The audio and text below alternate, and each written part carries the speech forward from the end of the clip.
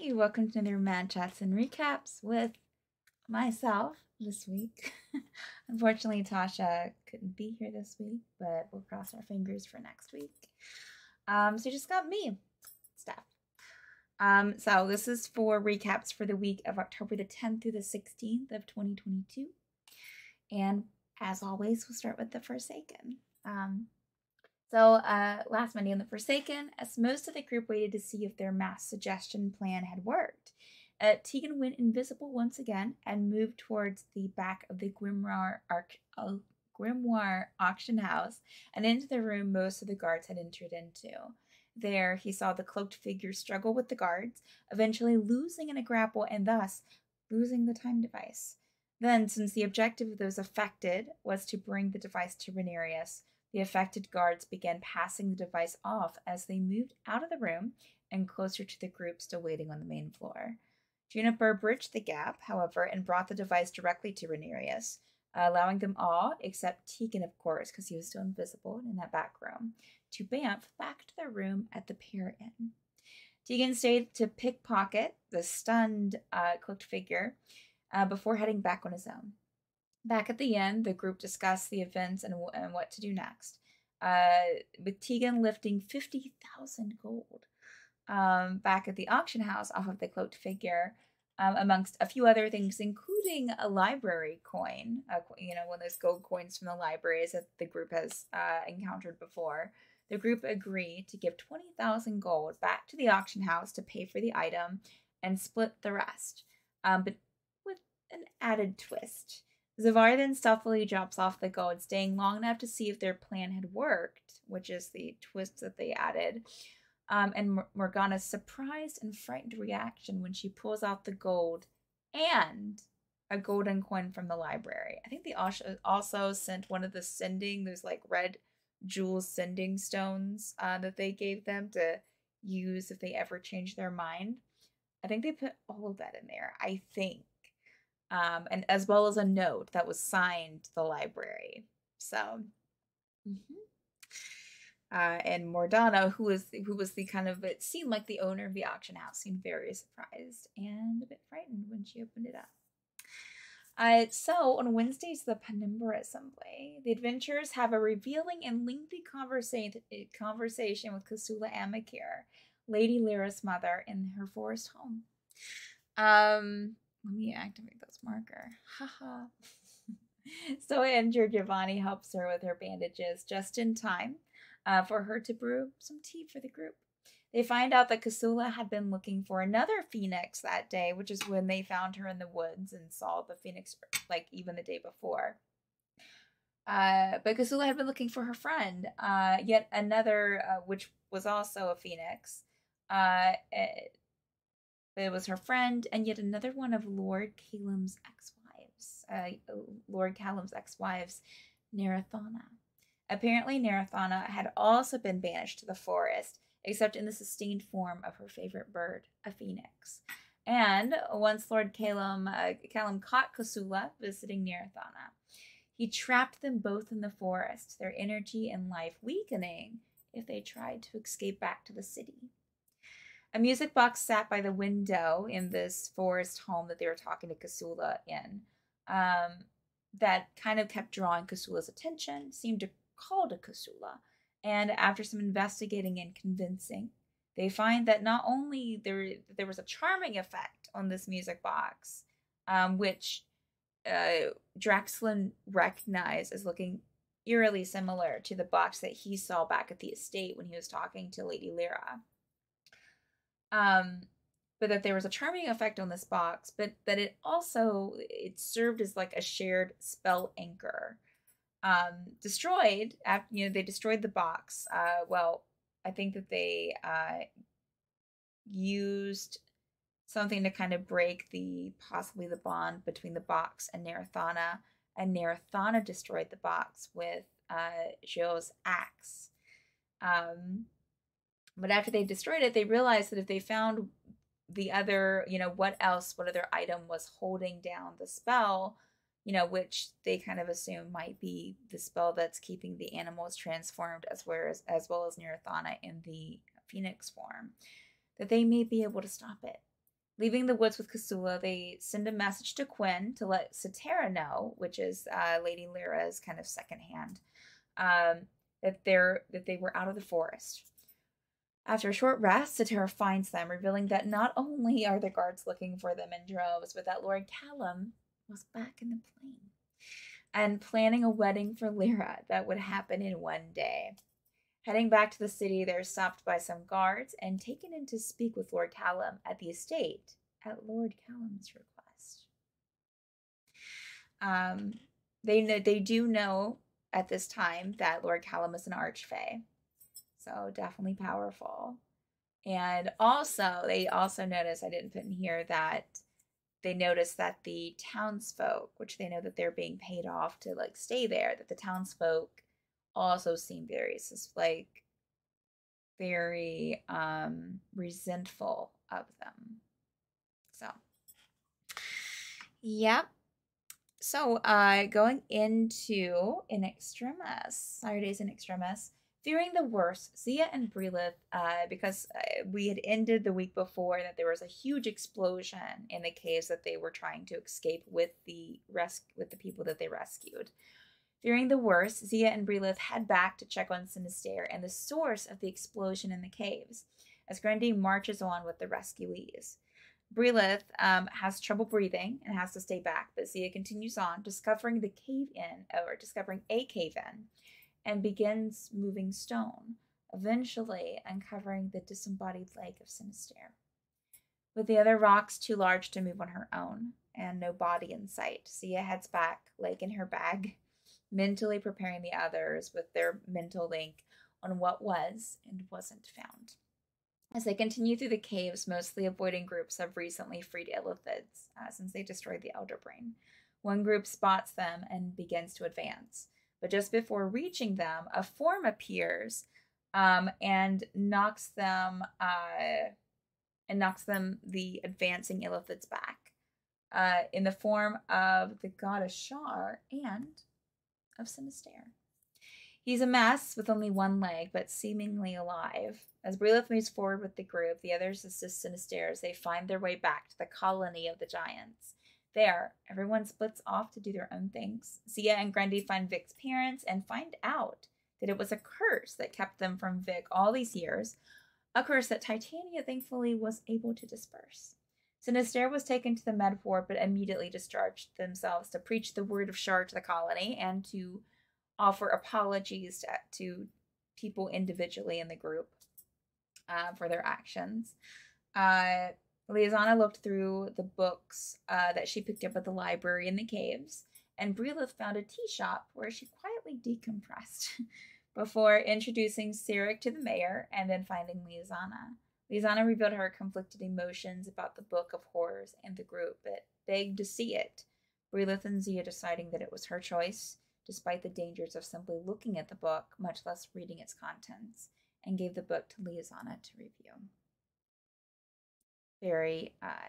A lot of stuff happened. So we didn't have, we haven't had Obsidian Scar for a bit, but let me just give you a recap of what happened in the last Obsidian Scar.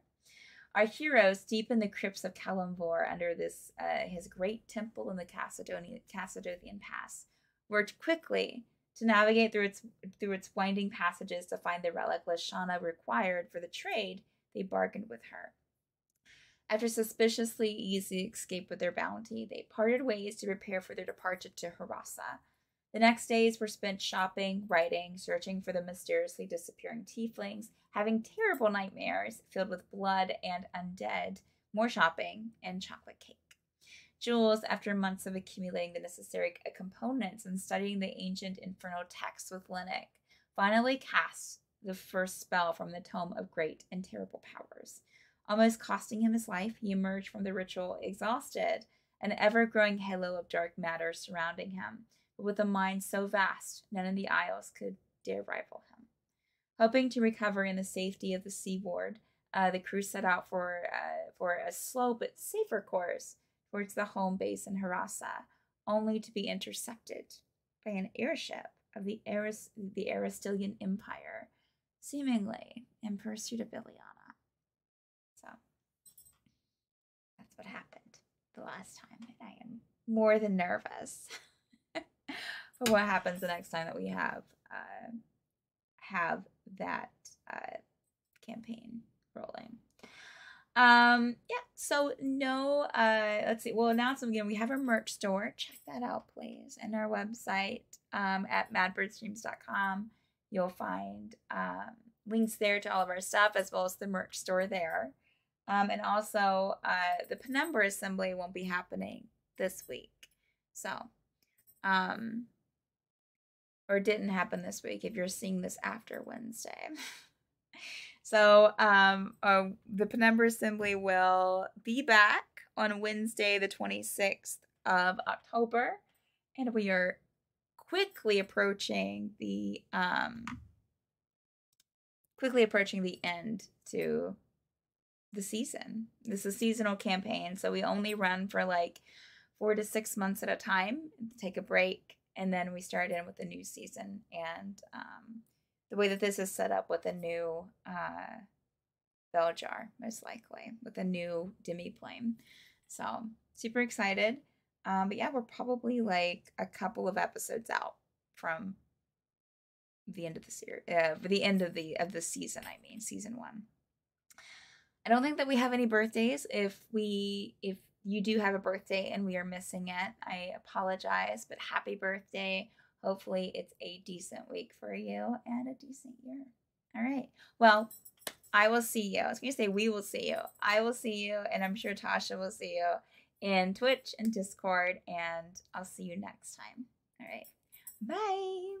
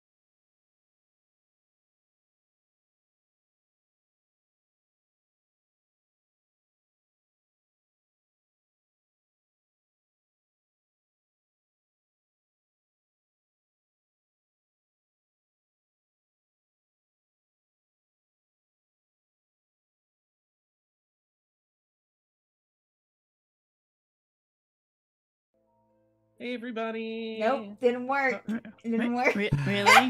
Reset. All right. Quiet on the set. Find your marks. Good. I'm trying to get that, that newscaster, look at Like a fool. Oh, The mics are hot. mics are hot. Wavy line. Oh, So you'll cool. find here the seashore. Oh no, it's gone. There's a transition. Okay. Come on. Wait a minute. Get humming. And Get it's humming. back to coming soon. And now here we are. Now we're live. Hi everyone. Wait, there wasn't a countdown. How do I know? Nope, surprise. Yeah, 3, 2, 1, and ta-da! Ah, yay, we made it. Oh. Negative 30, negative 31, Yeah. negative I'm- 32. Steph's gonna make us roll initiative right now. Y'all. Ah. Yeah. Did I mention that I'm having head issues today? Not Maybe. All right.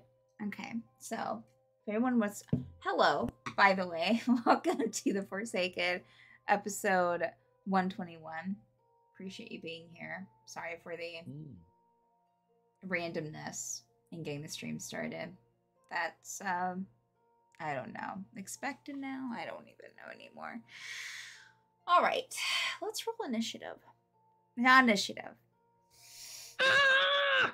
Let's roll for inspiration, please.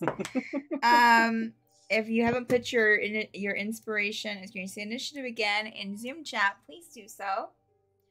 Zoom chat, may I put my inspo in you?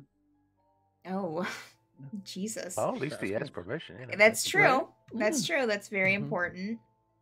While y'all are doing that, let me go ahead and read the recap for last week's Ooh. episode. Oh, I just moved the cameras. That's cool. Okay, here we go. I'm just trying to resize Streamlabs so it's not on my entire screen. Okay. So that way I can get the chat up. Hi, chat. Hey, Wavy. Anyone else? Welcome. All right. So, summary for last week's episode 120. As most of the group waited to see if their mass suggestion plan had worked, Tegan went invisible once again and moved towards the back of the Grimoire auction house and into the room most of the guards had entered into. This was for last week's session, right? Nope. Last week was the library bookshelf. That's what I thought. Did I write a recap for the last session that we had? Let me see. Give me 72 seconds again. We're just batting 100 here today on the Forsaken. It's fine. All right, let me pull up my recaps. See if I even wrote one up. Nope, did not. All right, friends. Okay, so let me wing this. So last week, wow. Oh my gosh. I do know that y'all had a shared dream, Mhm. right? That was most of the session, correct? Like, or Yes. at least the first, like, yeah, Oh, most of it. Yeah. most of It's the it. world's Shared longest dream? puzzle. Yes. Yeah, so you all had a shared dream where Oh, cool. you were in a library setting. Ugh, gross. There were a bunch of floating library bookshelves. And you had to find your way through them, and you found each other. You all didn't appear together at one spot. You were in different areas. You had to find each other, and then you kind of found yourself in these kind of several rows of bookshelves. Asleep found some metal cards on the ground that they picked up pretty much immediately. When you got getting to the end of this hallway, you did find kind of like, because most of the bookshelves were floating except for this one wall in the back, where you found a lever close to that, and could also, with a couple of you with some high perception checks, notice that it looked like there were like that the library shelves were kind of in different, like sectioned off differently, kind of on that back wall, like almost like that there was a door of some sort that could open up. And you tried to do the lever, did not really work. You heard some noises happening. Almost broke the lever off trying to get it to work. With some good strength checks. But I think Kazeel and Juniper rolled well enough to where they could kind of give you guys a hint and kind of tell that it looked like there were, because you saw like some black feathers underneath some books, and so they gave you some clues. They found a couple, like two other books. There were 3 total that were like that all kind of slid out. Zavar peed in the back corner of the book stacks. Okay. And yeah, after you got the door go. open, you saw a familiar face to most of you on the other side of the doors, one of a Kenku. And also on the ground was a map that kind of looked like, oh, my music, I didn't hit it to go to continue. It just kind of went to the next thing. That's fine. That looked like it was kind of similar to what you had just went through, so like some different bookshelves, but it was titled like the library, the stacks, the library, and kind of signed from Zephyr. And you saw Zephyr kind of being pulled into a doorway after saying, "Do you ever feel the need to conquer lands?" I think. Yeah. And then everyone pretty much woke up. The person that picked up the map still had the map. Asleep still had the metal cards that they had picked up. Oh, and also, I think at the beginning y'all divvied up, or I just talked about the auction because y'all escaped the auction house. That's right? Like, no, that was the one before. That was the episode before, yeah. I don't know anymore. I swear she's here, y'all. So we did say last week, and we can retcon this, Kazeel, because you seem pretty set on it, of giving Asleep the bookmark from the book you got. Mm-hmm. Okay. Yeah, he seemed to really want that. Okay. So we had him. Mm-hmm. I think Asleep asked Kazeel about that last weekend, so I had Kazeel give it to him. Okay. Yeah. Mm-hmm. And a Patreon exclusive after that, the metal cards that Asleep picked up throughout that dream actually pointed you where you could have found the other books, but Asleep picked them up immediately. That was fun.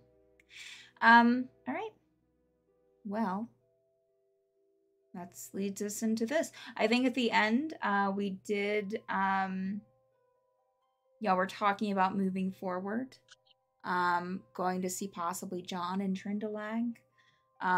But someone did ask Kazeel about the person who was looking for him, that he was told was looking for him by Nadronal. Kazeel, I had you reach out to Nadronal. And Nadronal said that, or whoever has the Nadronal sending stone, I think either you did it or you gave it to Kazeel to reach out. Yeah, we reached out to Nadronal, and he basically said the person that was looking for Kazeel was interested in a candy dish. Yeah, Nadronal said something about a candy dish and a library. Mm-hmm. Oh, and the library. Okay. Well, not and the library, and a library. Oh, okay. Yeah. That we found said Interesting. candy dish in. So yeah. So we stopped there. I think it was like 5 minutes before, but we stopped there just in case Kazeel wanted to do anything about that before y'all left. So we'll pick up. I think y'all are still inside the magnificent mansion that Rhaenyra has up. And you can continue from there, whatever you want to do.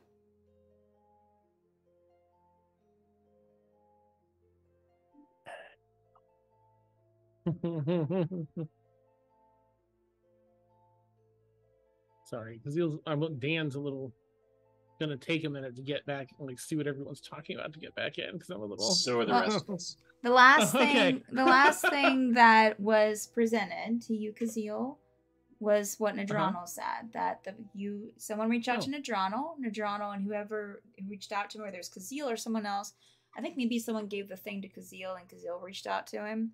That it had something to do with. Nadrano said it had something to do. Someone's looking for you. They came from the Northern Crown. They were looking for Kazil. Something to do with a candy dish. That's all you got because it was just inside the magnificent mansion that Rhaenyra has created. Still inside the hotel room. And thank you. Okay. Yes, and it is morning because y'all just woken up from the dream.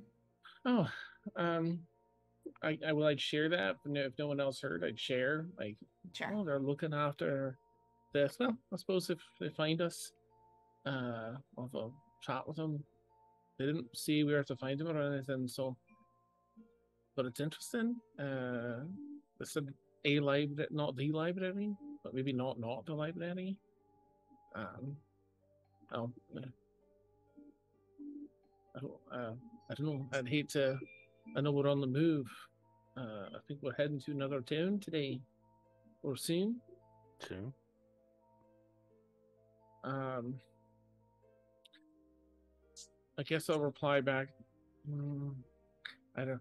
Should I tell Nadrano where we are, roughly, not exactly, so this person can deal with their dish, or just send the bloody dish back to Nadrano through the bag?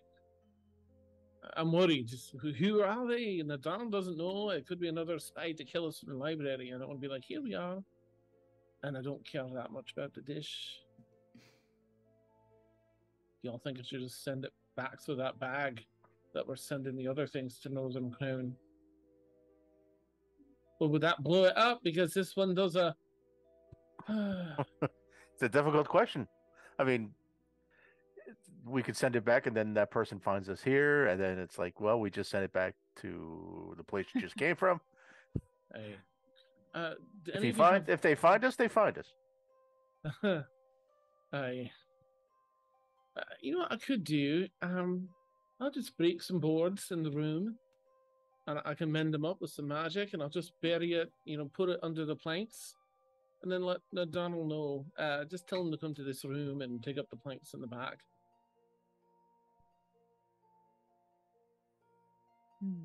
It's a unique way of solving the problem. Okay. I'm really worried. He may run into trouble if someone else is renting this room, and he'll have to come in here and break their floor, and that could be complicated. Right, I'll just tell Nadrano that we're here in this city, and they can ask. I believe, just to interject, I believe he's told you that she came to the city. To Northern Crown, or she came to this city. He told them where we were. Yes. Okay. But Tom, we have to talk. You can't tell people where we are. We're trying to save the world, friend. You don't know who they are. Don't tell them where we're going. That'll be my reply, and then I'll figure out other things tomorrow. Is it worth sticking around to see if they catch up with us? I mean, I know we need to move on to John and Trinidad. We've probably worn out our welcome here. That's nothing new. But if Nadrano sent someone for you, that probably thinks it's important.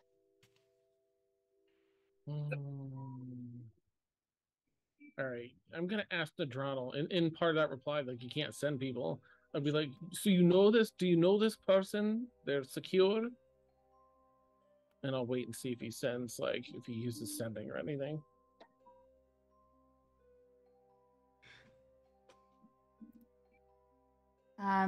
It'll probably be like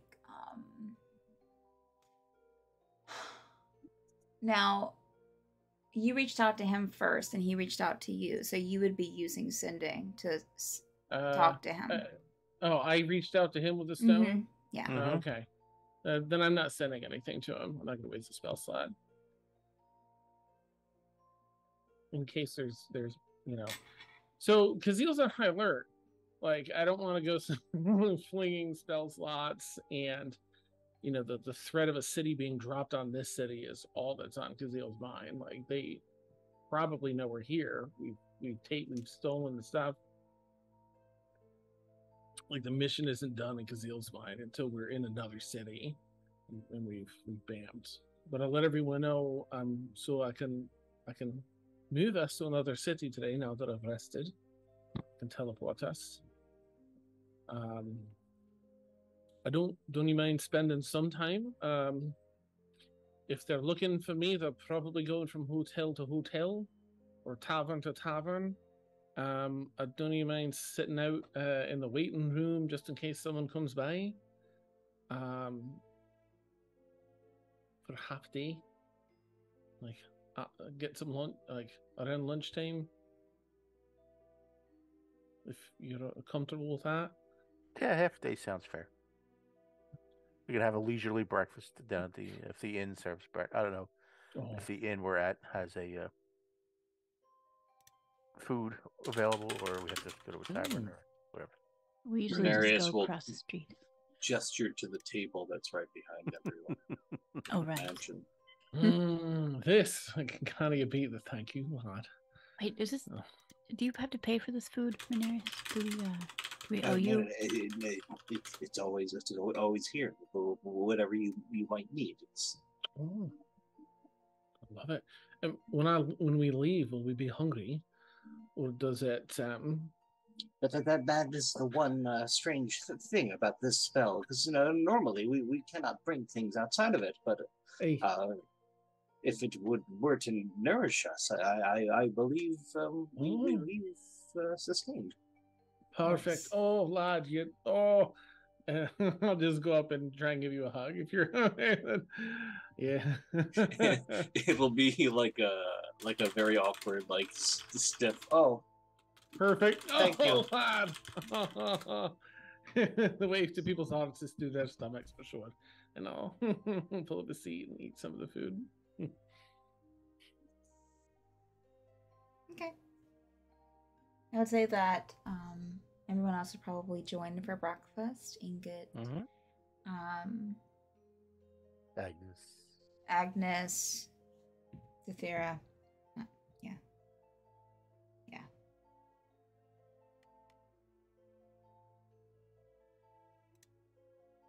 All right. Anything y'all want to do during breakfast, or just sitting down and eating? Zethira. No, I'm gonna eat. I'm gonna go wait in the waiting room. Okay. Front plaza. So y'all pretty much heading to the waiting room of the place that you're staying at. I would say that as you head out of the room of the mansion and the room altogether, and you head downstairs and past the front desk, the clerk behind the desk will be like, may I ask what room you were coming out of? We have someone that's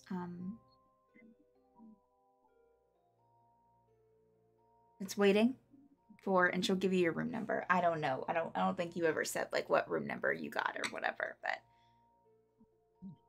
someone's telling us that they're waiting for the clerk at the desk. The clerk at the desk is telling you that someone is waiting for you and has been waiting for you for a couple of hours now. Oh, for all us in our room. I'm just gonna get it like, if this is O'Donnell and he gave them our room number, I'm going to lose my shite. Thank you. You're welcome. They kind of described you. I didn't tell them what room number you were in, but I appreciate that. Let them know that you were here. Because you didn't ask for me to be secretive, so. Right, it's policy. Yes.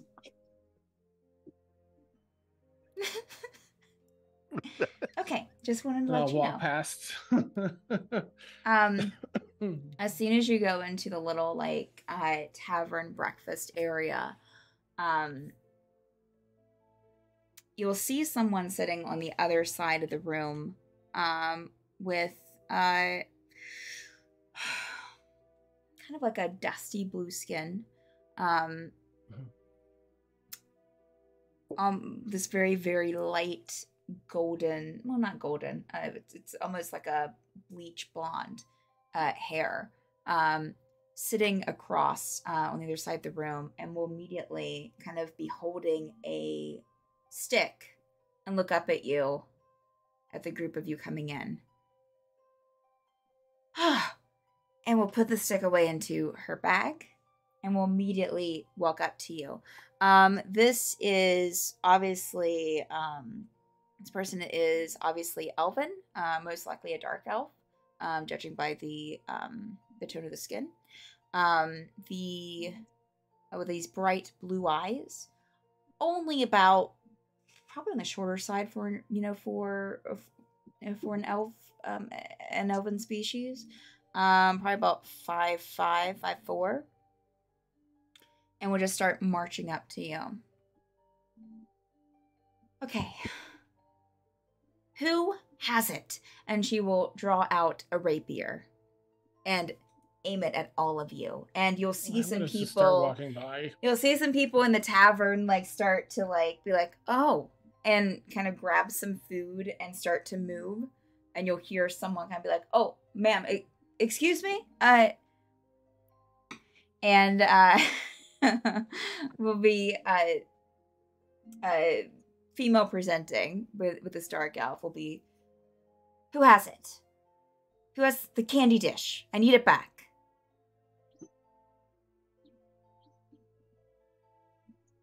I'm just gonna look her sort of up and down. It's mine. Someone here stole it. And I know that someone here has it. I take it out of my bag and I toss it on the floor by her. There you go. She'll kind Didn't of steal it. It was just in the ruins, but if it's yours, glad to return it. Were they your ruins that you stole them from? I don't have time for you. Have a good day. And I'll start walking past a little bit. Okay. She will kind of gather up the candy dish. And she will turn. Rapier's still half drawn, but you'll have one of the attendants from the tavern being like, "Ma'am, could you please?"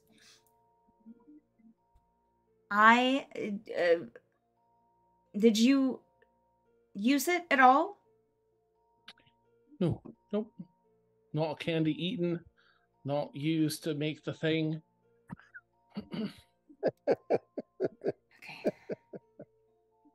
Okay, good.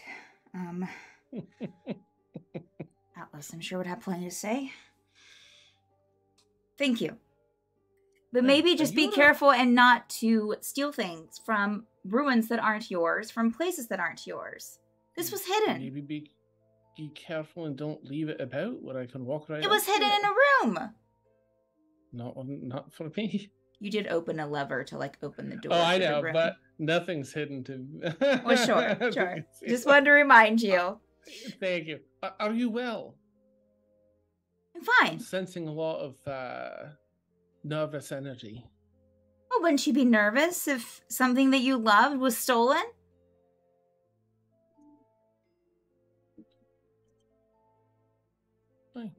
Probably so. Okay. I mean, maybe not, sword drawn. I like to try and, It's important to me. Each their own. It was given to me in a dwarven city. Somewhere you've probably never been. I've never been to the city, and I'll name the city. Well, how were you naming the city? What do you mean? Oh, like the city that fell? Yeah, that we found it in. Mm-hmm. Oh, yeah, of course I was there, but I mean another city.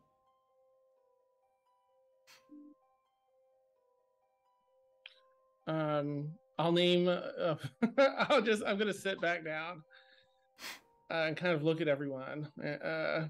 All right. I mean, there's, should I guess? And I'll just name all the dwarven cities I know, including How the to new rule ones from that. You've never been there. whatever that one I found in the alley with that person that was talking about the rebellion and stuff and those different things. No. Count Rule. Oh. Over where Kaelin resides. I don't know Kaelin. Kaelin and Fenholt. Oh. Oh. Finn, yes. I don't know Kaelin. Or does she go by Kaelin? She go by Jasera? Maybe. What do you know of it? Oh, well, I spent quite a lovely time with the two of them for some time over there, and lovely people. Terrible history, but it's come a long way, that city. She'll kind of slowly draw a rapier. Interesting. What did you do there? How do I know you're just not reading my thoughts?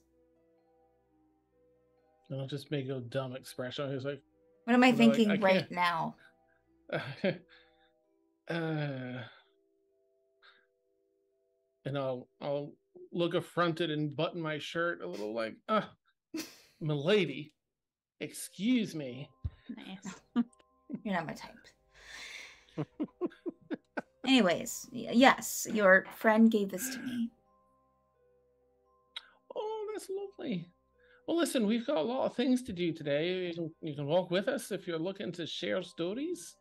Otherwise, you've got your I'm sorry, and I'll kind of look at everyone else and apologize, like if I'm holding everyone up. No, Tegan's like almost a little curious, actually. You weren't at all interested in what this candy dish was? Well, not under threat of being run through. No. No, I mean I also before. identified it. Oh. I know what it can do. You missed a very good experience. Atlas is very accommodating.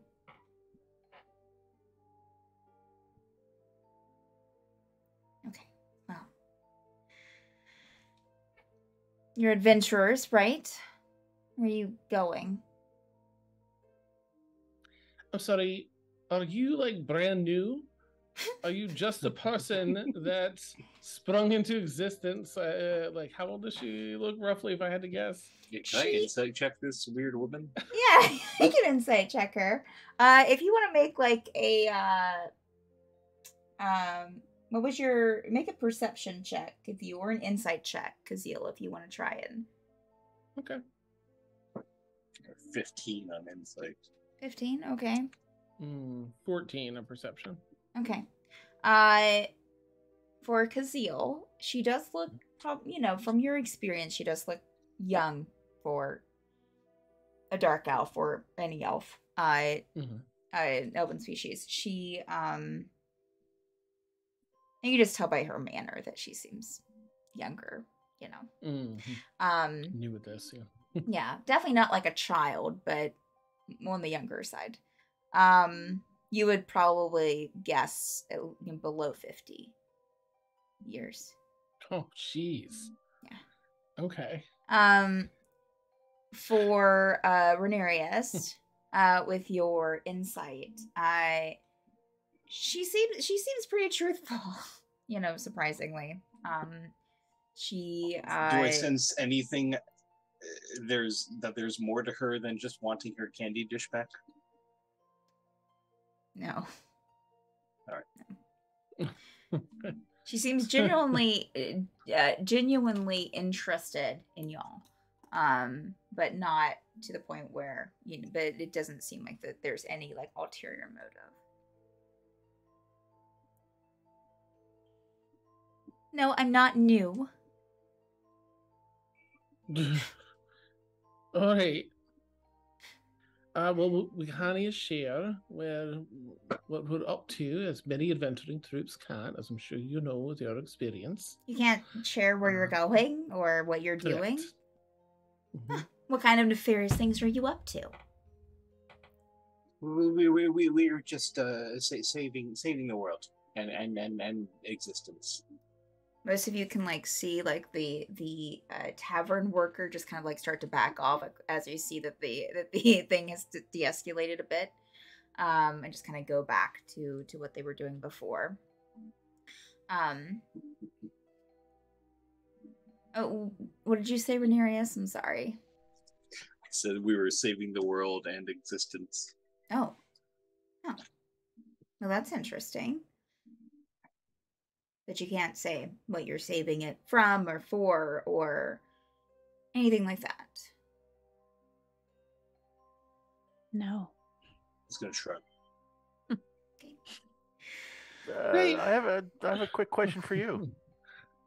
Okay. How did you survive that dwarven city being thrust upon the shores of where it landed? I wasn't there at the time. I'm sorry that all of those mean dwarves had to die. I mean, some of them were nice. Some of them were okay, but a lot of them didn't like me. Why didn't they like you? Because I'm not a dwarf.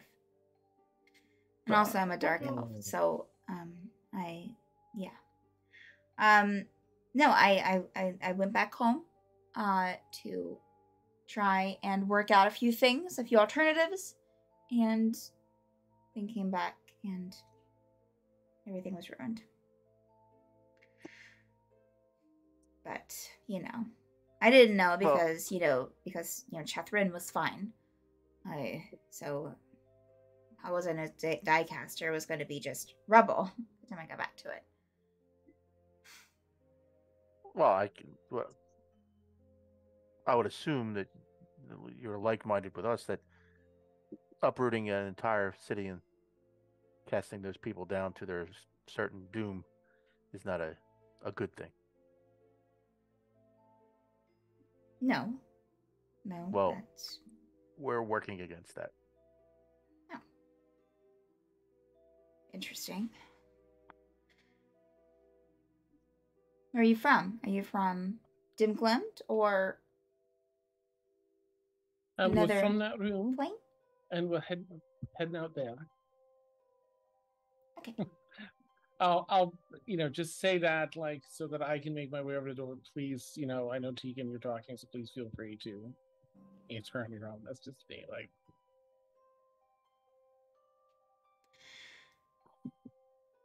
All right. Well, thank you for she'll kind of yell after you, Kazil. Thanks for getting my candy dish back.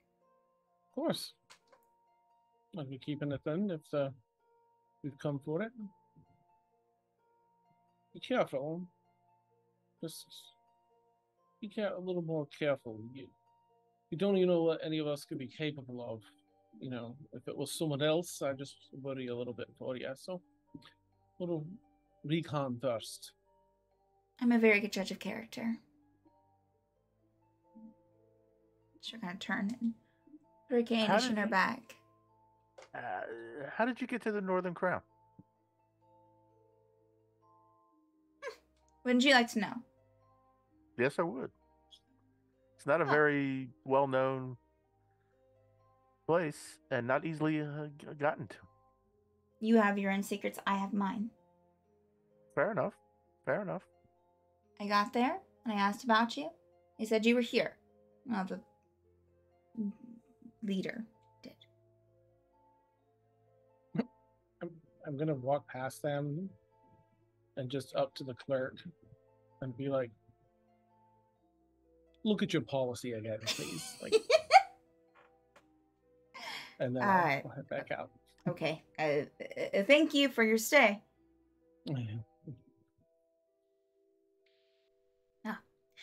I wish you all good luck on your adventures. And maybe you should keep that one from stealing things from places that they shouldn't be taking things from. And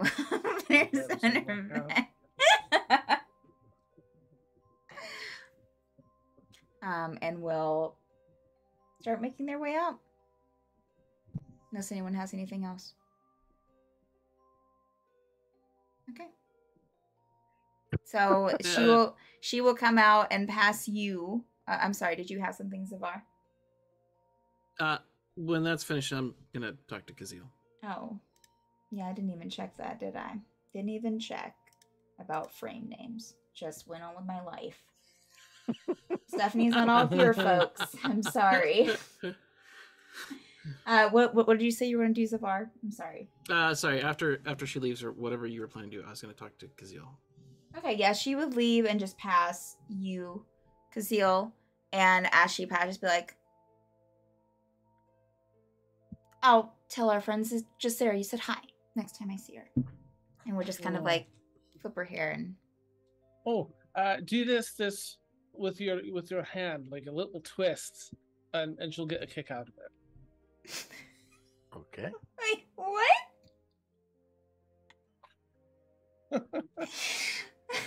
Oh. Okay. Bye. And we're just gonna turn and just kind of like quickly duck down an alley. Not stealthily at all, but so yeah, Zavar, Kazil, I guess, would still be there. Breathing heavily, trying deep breathing techniques outside.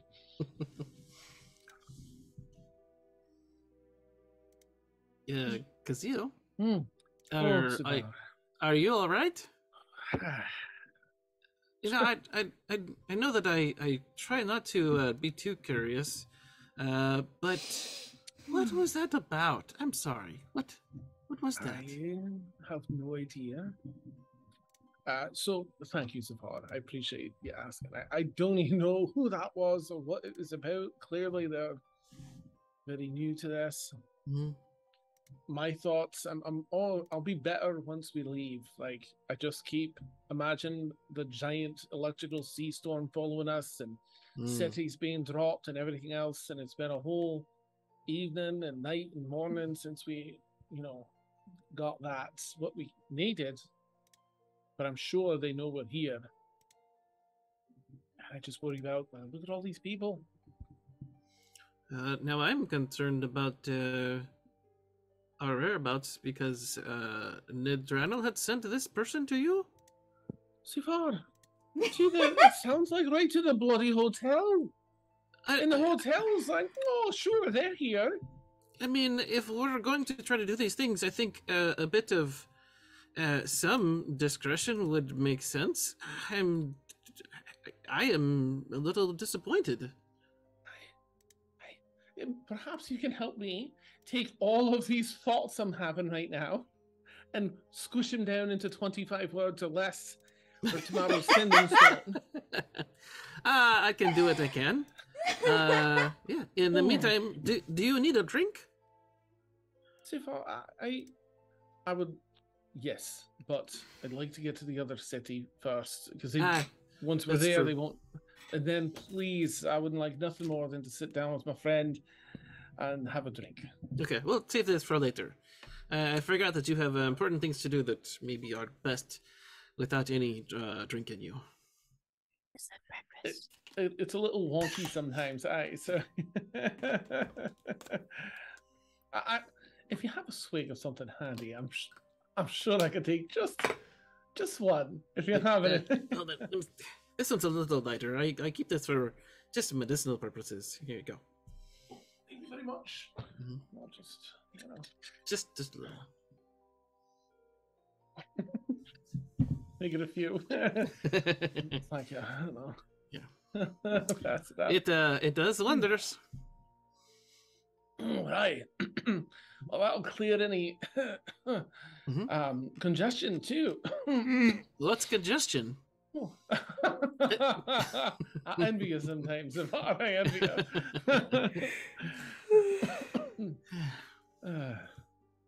All right, let's round everyone up and get out of here. Yeah, I agree.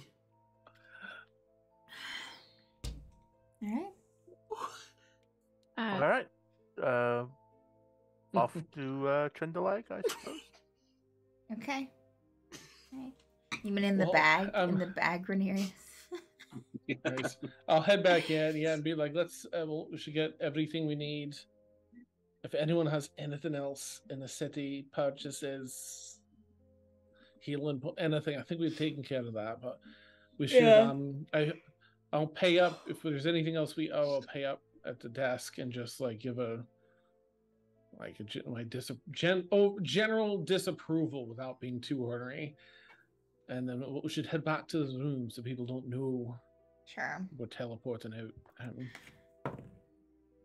As you pass, like if you like pass anyone, like the person at the desk again, of course it's the same person. Like, they'll like see you and immediately like start like acting like they're busy, like open a book and start to like write down things. They walk by here. Nice. Otherwise, I'll set up shop in the to prepare. Really, it's holding hands is the big part. The rest is in my pockets and with the vocal part. When you're all ready, we get to hold hands. So there's a bright note to today. And then we'll teleport to, Trindalag. Is that where we're headed next? Yes. If you can concentrate on, I would suppose, John's church / cathedral, I think. Aye. Is this a place? Let's see. I'm trying to think if I've been there. Because I had that. You have been there. Yes, that was before yes. you left. So y'all went to the church. Oh. Talked with, you had a conversation with John there, pretty extensive one. You saw the main room, you saw the upstairs, and then it was that night that y'all went to the inn, and that's when Kazil. That was the night that Kazil left. Is that here in Dem Glentdale? No, that's on the material plane. All right, so I don't think I can teleport across planes, but let me Correct. check. Correct. So is there anywhere else we need to go here? Because I can teleport us here on this plane, but I think that's why Rhaenyra has the amulet. Get us out of here. Indeed. Oh, all right. He has an amulet of plane shift, if you didn't remember. Okay, we'll use that and then immediately teleport, or we do we want to wait a minute when we come back to the material plane? The plane shift brings us right to Trindalag. Yeah, it's basically it's teleport for different planes. Yeah. Oh, perfect. You mean we get to get out of here? We don't. It's time. Do we have to come? We don't have to come back, do we? Do we have to? At one point, probably. Not for a while. Okay. I mean, I don't want to go anywhere else here. So. I will say that, and I'm sure that Rhaenyra is probably Joe's probably looking at it, but there is a slight chance of failure with the amulet of the planes. Okay. Is that you have to roll an intelligence check. So. Well, that's so lad. Well, if anything happens, and we get into the wrong place, quickly touch me. And once everyone's touching me, or one another that's touching me, touching me, touching I can you. Teleport. Yeah. Yeah. And I'm touching you. It should be. I'm sure we'll be all right. I have full faith in you, lad. All right. So, you're using the amulet of the plains, Rhaenyra? Are we just leaving Agatha here? God, everybody's, I think, going, right? Who's yeah, I think everyone's 8 people. Do we But not we rounded up everyone, or we're just gonna Everyone, and they would have stayed with you for the most part. I don't think they would have went off to do their own thing or anything. Okay. Unless there's something that anyone else needs to do in the city. And you also would know, of course, I know that y'all don't know the teleportation circle combination for the Trindalag, but you do also know that there are teleportation circle like buildings here in the city as well. So Is it worth checking on the teleportation circle here at the altar just to check out if there's something special about it, like a pass or security, or I mean everyone seems to know about it, but we've never actually seen it. Did we get that? We got the passcode for it from Nadronal, I think, right? So, I think, lad, do you have that from I'm sorry, the sequence for the Altar's teleportation circle from the tunnel?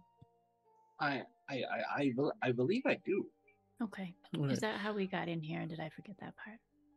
I think he sent us, but I think he told me right before. Yeah, I think so. Okay. And Okay. so, like, you would have arrived in one of the teleportation buildings, and would have okay. noticed that they stay. You know, there's of course guards. You know, there's a guard or a mage or something that's there, but there's not really like a system you have to go through. Okay. I'm just Okay. taking the DM's word for it. Yeah. All right, well, on your mark, then, lad. Ooh, do we still get to hold hands? Of course, now? yes, and with much less fear and chaos this time. Oh, good. Anyone want a drink before we do this? Well, I guess I can Listen, take yep, one. here you go. Yeah, you need to loosen up. Yeah. Oh, yeah. You don't have to do the thing. Yeah. Oh, wait, that's the medicinal one. Sorry. Here, let me switch. Ooh, yeah. Yeah, that's. Thank you. All right. Alright, so I will use plane shift with Amulet of the Plains. Okay. Agatha will be Okay. very hesitant to hold someone's hand, but seeing everyone else, she'll be like, oh, and like will reluctantly holds whoever's hands near her. Just being a Nice. curmudgeon, it doesn't seem like that she's like, you know. I nominate asleep. Sure, yeah. Agatha, Nice, Agnes, yeah. Agnes will just kind of like look at asleep and just be like, ugh. We're holding hands. We're holding hands. Mm-hmm. All right. That's what I expect from him. So Sorry, I'm just looking at the items. yeah, so everyone just has to be within 15 feet of Renarius. Alright, DC 10 intelligence. Let's go. I rolled a 6, but I'm gonna use a lucky. Okay.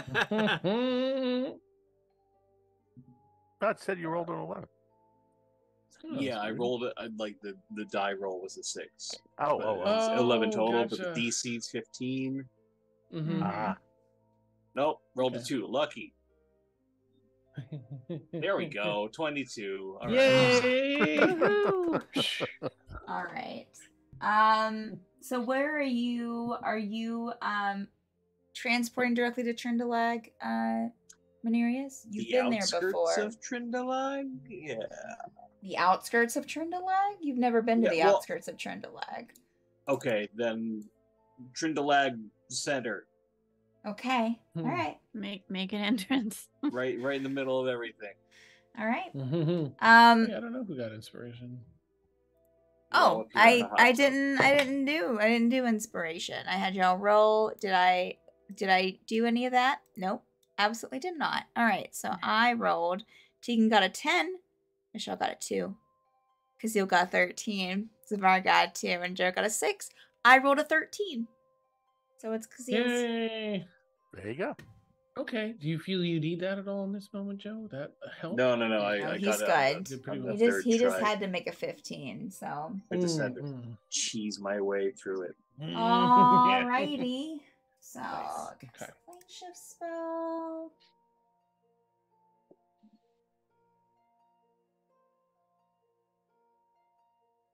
All right.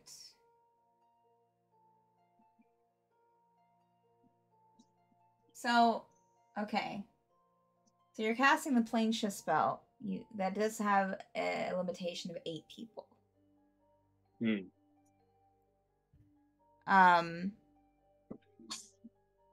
Which I think is And why then I think that's why we needed Kazil's help too. I think is because it can only do 8 people at a time. Y'all have 6 people. Y'all have 6 people in your party, so 9 people total, including Ingot, Agnes, and Zatera. How can I Shoving help? it in your bag of holding. She can What? hold her breath Yeah. for a minute. Oh, I'll do it. It's 10 minutes, right? Hey. Oh, someone hold the bag open for me. I could get in my vessel and someone can just wear me as a necklace. Oh, I can put people in there. Does that? Can I? I don't want to know I'll if that's go gonna put work. me in there. Yeah, I've been there. the Pillow Fort. You all haven't seen it. That's fine. What is It's fine. that? What is that? Hold on. Nobody has to. Higgins just suddenly had a brilliant idea, Ooh. and he pulls out the cubic gate. Oh. Well, you just got that. Yes, we did. We're using hot merchandise. And the difference with the cubic gate is it uses the gate spell, which the gate spells opens a portal instead of yes. instead of a limited number of people. Across planes as well. Yes, it you conjure a portal linking an unoccupied space you can see within range to a precise location or a different plane of existence. And that's the 6 sides of the cube Nice. are one for each for different planes.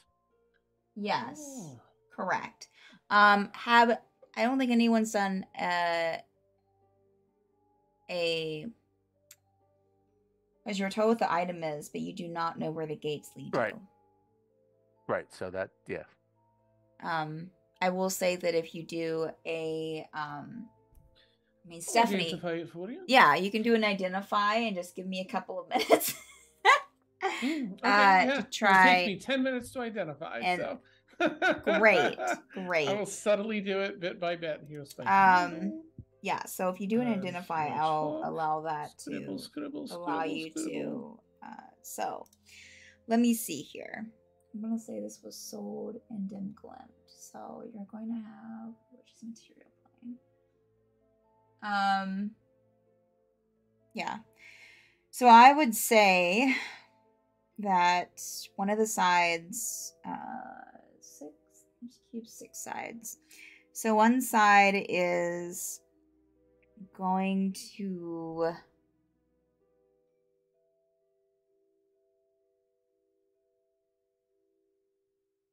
lead you to a place called Red Snow in Dim Glint.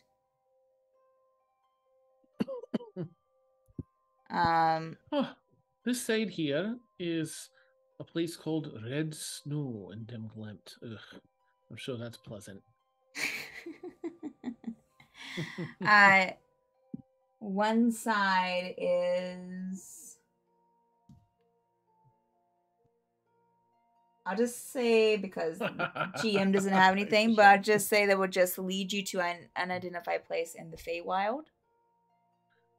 The side opposite is the Feywild. Is that something you'll plug in later, and I can just say like blah blah blah Feywild, or Sure. it just says the plane? Okay. It's hard to pronounce this name in the Feywild, but it's blah blah blah. You know, something like that. Blah blah blah blah blah. 8. And let's see here. Maps. Map. One side leads you to, let's see here. Probably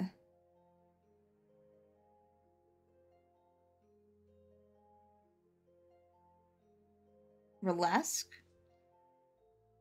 that you're well familiar with. Relesk here? Where's No, Relesk? Relesk is in Osbergen. Y'all have Material been to plane. Relesk. That's the prime. Oh, Yeah. oh, Yeah. this one here is the material plane. Relesk, actually. Yeah, one would lead you to Relesk. One would lead you to, I'll plug in later, probably a place in Credencia, which is the continent east of I think each Osbergen. side's a different plane. Does it have to be a different plane? I don't know. Possibly. Okay. Key to a different plane of existence. Okay. One of which is the material plane. Well, I'll say that Relesk is your material plane one then. And I can fill in the rest later. 'Cause I do Doesn't not. really Missing this. say. These. It's wild. Yeah. I mean, it's also your item, Steph. Just wanted to double check in case it wasn't. Well, I mean, It does say that each is key to a different plane of existence. So one of which is the material plane. So.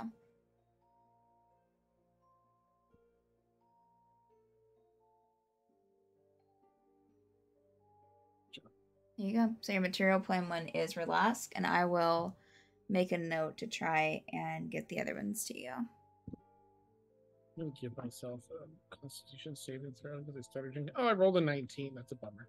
Okay, I'm doing all right. Okay. So we didn't use the Amulet of the Plains at all? You did not. No, you're using the Only cubic 'cause it gate. wouldn't get everyone. Backtrack. Mm-hmm. Okay. All right. So you're using the cubic gate, correct, to go to Relask. Tegan? Yes. Okay. Let's see here.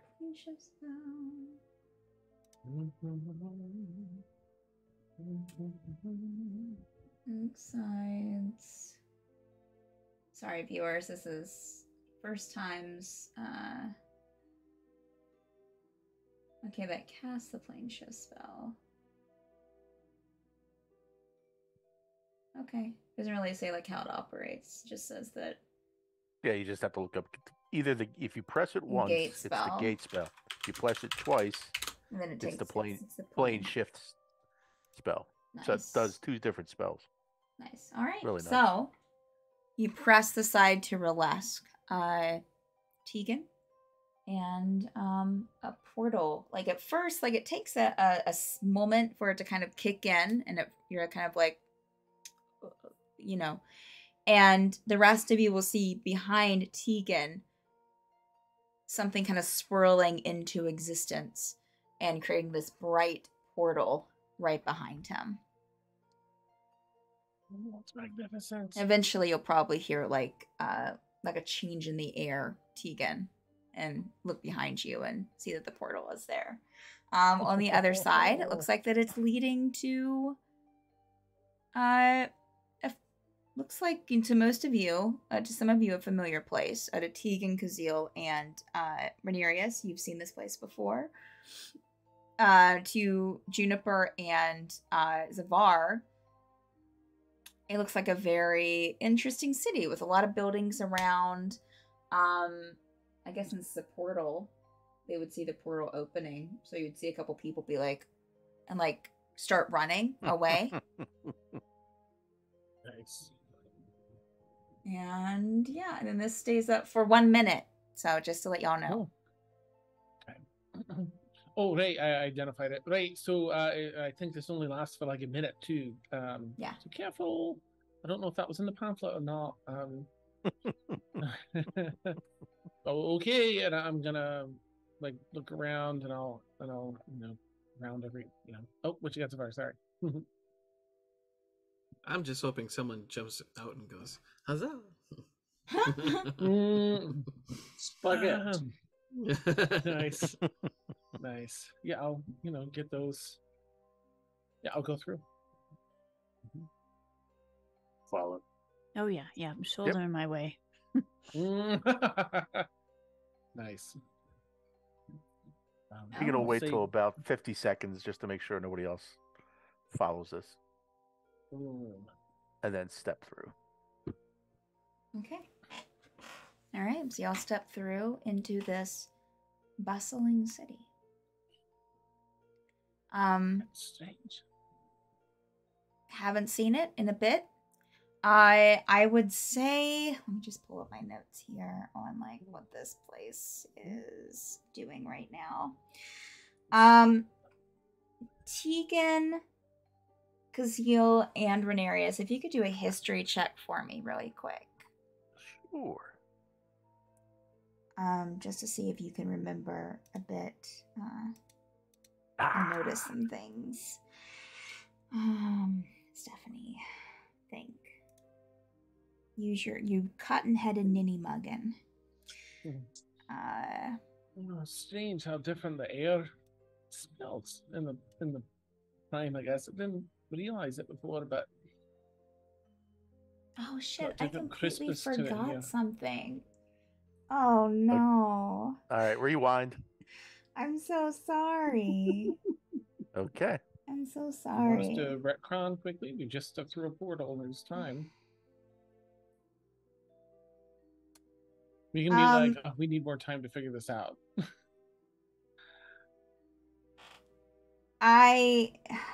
No, it's fine. It's fine. It's not that important. It was just a fun little extra, but it's okay. Okay. I feel like it will kind of disjoint things a little too much to like throw it in now. So, all right. So, what did your history checks get for Tegan? Tegan, what did you roll? A 5. Kazeel? I see your 5 and raise you to 9. I got a 21. Okay. Yeah, thank goodness. Rhaenyra, you notice that there is quite a bit of more guard presence in the city than before. Like, I think before you had some like guards here and there, but they weren't that prevalent. But you're standing here and you see, just looking around really quick, see like 3 or 4 in the vicinity, kind of like around the different buildings. One guard is walking towards the group. Excuse me. Oh, hello. Welcome to Relask. Welcome May I back. ask where you came from? It was a portal you were using, correct? Oh, I just a wee demiplane. Okay. Well, I will let you know. Again, welcome. If you haven't been here in a while, we do not have any magic use in the city now. So please refrain from magic. I understand that you might not have known this coming in. Thank you. But refrain from using magic within the city limits. Aye. Something that went into effect a few months ago with the new ruler. It's a new rule? What, may I ask what happened? Was there something dangerous or just a decree from the new ruler? No. They just want to protect the city against some unruly mages that are in Osbergen. So. Who's the new ruler? Ms. Reyes. Well, thank you. Appreciate Yes. your patience with us. Absolutely. And be on guard that we don't have any tolerance for magic use. So if you do use magic, you will be brought in immediately. Just a warning. But enjoy your stay. If you have any questions, just let us know. And we'll kind of excuse themselves and go over to a couple of the other, guards that were kind of like watching the exchange and probably relaying information onto them. But that's a nice warm welcome. Hey, It's let's my get first out of time the here. city. This is cool. It was quite a city. Do we know this Reyes? Does that sound familiar to any of us? Okay. This is a mystery probably for another time. Should we just leave the city limits and then do our BAMF? I think that would be safe. If we're not supposed to do magic, I don't think... I suppose if we're leaving, it would be difficult for them to catch us, but we might want to come back. Exactly. Right. Maybe we should check in with Adrian? That's a good idea.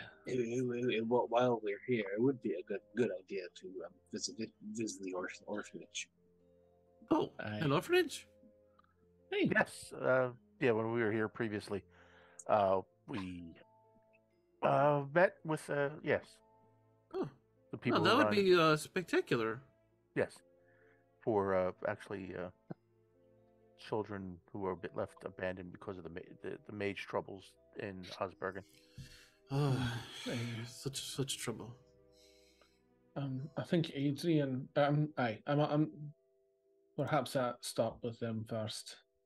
See if there's see what's first, and then most in my mind, I would like to find out when it is. Ooh, all right, yikes. Right.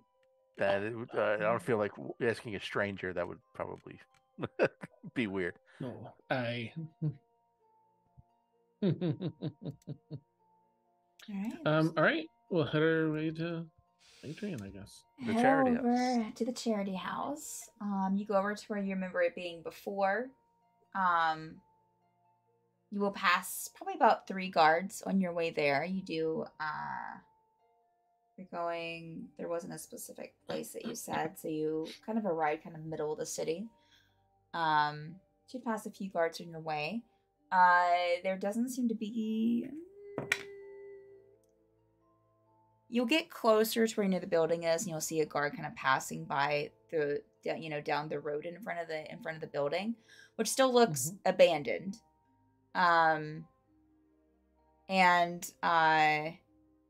In fact, as you walk up closer to the building, you'll see one of the windows, one of the doors that has been that was like this when you last left it too. That's been boarded over, has a sign on it that's been nailed onto the outside, warning, just kind of a caution sign and saying that it's going to be demolished. And it will say Burlesque City, City of Burlesque at the bottom. You head over to the door that you entered into before, which is kind of off to the side of the building, kind of hidden. And what do you do? See if it's open. Okay. The door's locked. I will use I think I have a lockpick. Oh, you know what? That's what I have. Way back when I got skeleton keys. That's right. So, and I'll reference where I got them as soon as I can find them in my equipment. Nice. Da, da, da, da, da.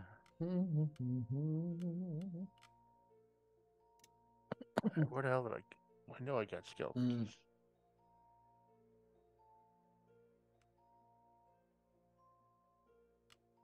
Oh, Ring of 30 skeleton keys. Yep. Nice. Found in a box that was sent to us by Aurelius. Oh, sweet Aurelius. Nice. He's good for something. Yeah, the keys show some sign of magic, but not yet revealed. Okay. All right. So you put one of the keys into the lock? Yep, see if it works. All right. You put the key into the lock. And at first, you turn it, Tegan, and it doesn't seem like it's going to work. But then you hear that click as you kind of see the key glow a bit. And nice. I know you're probably not proficient in Arcana, but if you want to make an Arcana check for me. Certainly. There goes nothing. Whoa! There you go. Thank you. Natural 20. Natural 20 for 20. Awesome. You can tell that after you turn the key and you hear the lock kind of click and the door kind of open a bit, that the Arcana that you kind of felt and saw the key glow a bit earlier, just a second ago, is gone. Okay, so now I have 29. It just feels like a regular key now. 29 magical skeleton keys. Nice. And I will make a note of that. Taking that was incredible. Does that key forever work on this door? If you tie it again, does it lock and unlock it? After you open the door. That I do not know, but I sense that it's a single-use item. Once I use that key, it is used up. So now I have 29 magical keys.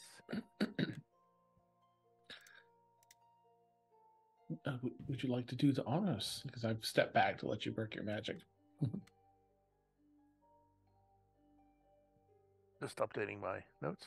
Boop. Okay. Sure. And he will open the door. Okay. You open the door. This was kind of a side door, and you'll remember it when you step in. So it was like a staircase that kind of led up to, I think it was the 3rd, 4th floor that the house was on. Everyone takes the staircase up those floors. A little, some of you might feel a little winded by the time that you get up there. And you come to another door. this one is locked as well, but I would say I'm not going to make you roll perception. You can hear kids kind of laughing and just ruckus on the other side. I would have locked that first door once we all were in too. Okay. Just to... Good. Thank you. I guess I'll knock. Adrian, it's your friends, Kazeel and Tegan and everyone. You'll hear on the other side of the door. Sir Adrian, there's someone at the door for you. And you'll hear little feet breakfast veggies scramping around, away from the door. And you'll hear some kind of heavier footfalls and a little thing slide open on the door and look out. Hey. Oh. Wow. He'll close it and open the door. Please come in. Come on in. Fill in the room. Everyone steps in for, it's pretty much, it feels very familiar to those of you who have been here before. I will say that it feels a little bit more tidy than it was before. Before you were here and it was a little dusty, a little kind of not as dusty and misuse, but just the parts that against the walls and stuff and the bookshelves were a little dusty. It does feel a little bit more kept this time around. For Juniper and Zavar, you enter in and you just see some kids just kind of run from one room to the next. You hear laughing and also okay, everyone please settle down, a door closing after that. You'll see a kid in the corner kind of reading a book that will kind of look up timidly at the group of you and probably close the book and take it with them up. And there's this huge staircase that leads to a second level. This remind you of home, Zavar? Very much. In fact, hold on. Let me lock down my bottles. I mean, I remember I was pretty capable of sneaking a bottle off of an unsuspecting person now and then, so I better keep an eye on. But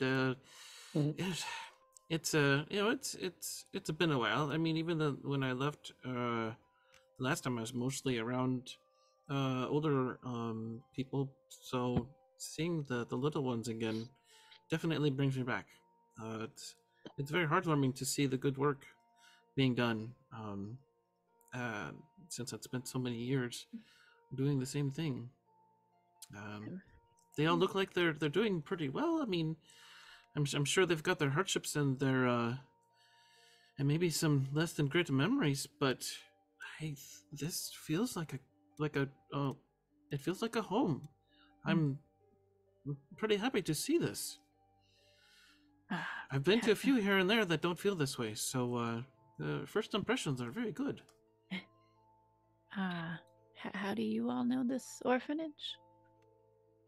We have breakfast vegetables here. Okay. And then I'll go on and explain the actual events.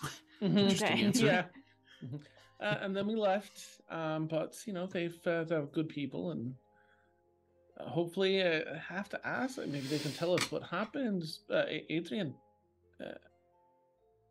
the fuck? What's going on in town?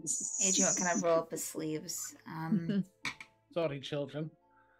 Well, they've already kind of cleared strangers. They're just kind of okay, You'll hear some a classroom going on behind a closed door. Yeah, please. Let's go and sit down at the table. Let's not just stand here in the doorway. You'll see him kind of lock the door, a couple of locks actually, and lead you into the kitchen area where there's a table where, it looks the same for those of you who have been here before. Again, maybe a few different decorations here and there. Maybe a little bit more kept. Sit down. And, yeah. Well, I guess, what do you need to know? You mean Miss Reyes, or? Hey, the new ruler, no magic.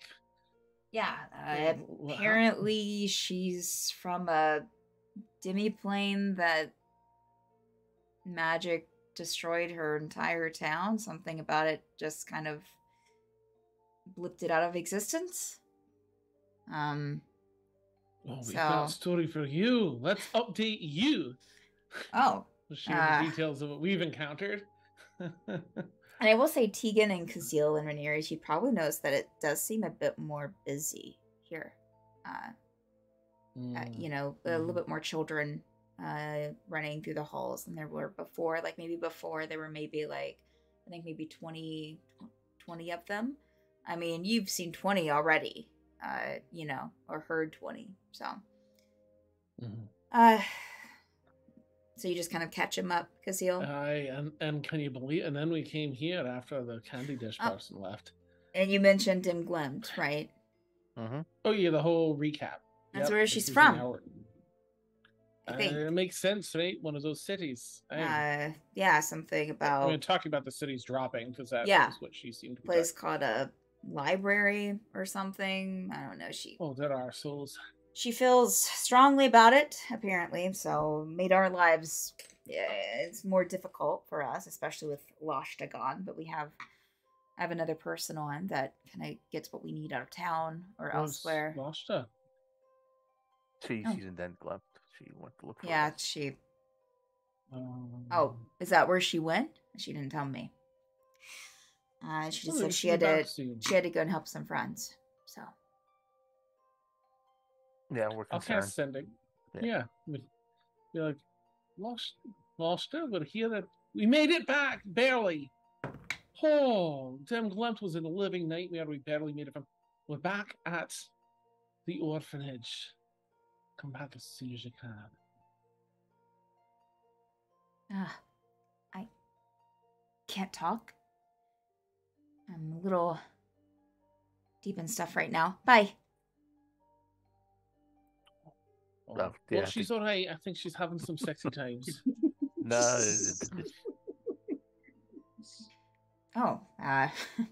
Okay.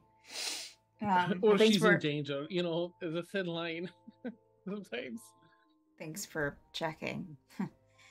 Right. Yeah. It's been a while since I've heard from Mel. I mean, it's been probably like over a year. That's what we were wondering. We were at the I mean, because I mean, we heard from you the one time. What? I was saying to Tegan in character, like, do the honors, Tegan. Like Tegan can ask, like, how long has it been since we left? Yeah. So we. Like, what date is it? Yeah. Yeah. He'll give the date, and yeah, it does seem it's definitely been longer than what you expected. Possibly about a year later than expected.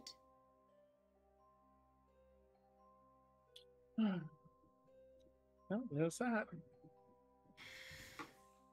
So yeah, well, I hope you didn't run into any trouble in the city with the guards, and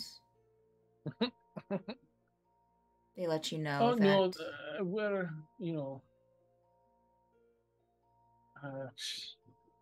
no, they gave us a warning. Is all. Okay, well, good.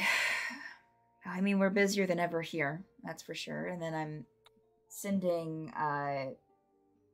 we got kids, it's hard to get them here, of course, but John, I think John has been helping me gather some and recruit some here and there, and I send them there to study with him. And, we've kind of built a nice working relationship, so... Do you have easy means to get to John? This is the same John out of character that we're looking for, right? I mean, he said John. He said, I think you know him. Hey, we were actually looking to get to John, but we had to make a pit stop through here. Do you have one of those fancy portals that we came through here once before? to send us to? How do you send them to John? Just on the road? I have a doorway that leads to his place upstairs. Oh, would you mind if we use that? Sure. Yeah, I can. I have a sending stone. I'll try. I don't think I've used it today for him, but I'll let him know that you're on your way. Sure. Thank you. Is there anything you need? Do you want some food, or? We're just looking to keep on the move. I think unless any of you have anything, I'll ask the party because I don't want to speak for everybody. Tegan's just a little concerned. He's going to ask Adrian, the sign on the front is that you? Is that just a ruse? Hopefully this building isn't going to be demolished. They keep putting them up and I keep taking them down. So I think I'm just hoping that they don't follow through. But I mean, I realize that I'm kind of playing with fire, and John's assured me that if we ever need to move shop, that we can just come through there. But I don't know. I mean, we have people that know that we're here, so I kind of just stay here as long as possible. But rest assured, if we need to get out, we have a way to get out. But, I mean, other than this magic thing, Ms. Reyes is pretty okay, I think. Good. Well, we might be back to speak with her. Having told her everything that, all the important bits that aren't secrety, we're looking for people to help us, so take that library down, so might come back and talk to her. Certainly, the library doesn't sound good at all. If there's anything that I can do to help, I'm kind of have my hands full here, but of course. The portals help enough, believe me. Sure. But yeah, if you need to come back and talk to Miss Reyes, I can get one of the other people to kind of take you over. And how accessible are they? I mean, they have someone that you have to go through, but pretty accessible. There's a lot of guards in the city now. She's working on training up. We didn't have one before, really, so she's working on getting an army trained. There's a lot of, from what I've heard, a lot of mages in the city. I mean, in Osbergen now. In fact, I think that they... I think that they operate under something called the library. They pretty much replaced, as far as I have heard, pretty much have replaced the Osbergen Guard. Oh, lovely. Makes sense. Sounds about right. Well, we'll send one. Sorry. Okay. Yeah, they're not. Yeah, you can tell from what we've relayed to you that they're up to no good. Sure. Yeah. But yeah, does that portal work 2 ways? In other words, can we get back to here? Oh yeah, it stays pretty much. John worked out something that it stays pretty much open all the time. So just gotta open the door, plop in, and you're back wherever you need to be. He has a bunch of them, a whole room of portals, I think. Oh, all right. Yeah. Well, thank you for the update. Yeah, of course. We'll probably be back through, or Jarbel might come through. One of us will come through to talk to that. Oh yeah, where's Mr. Bullock? I mean, you said he's coming.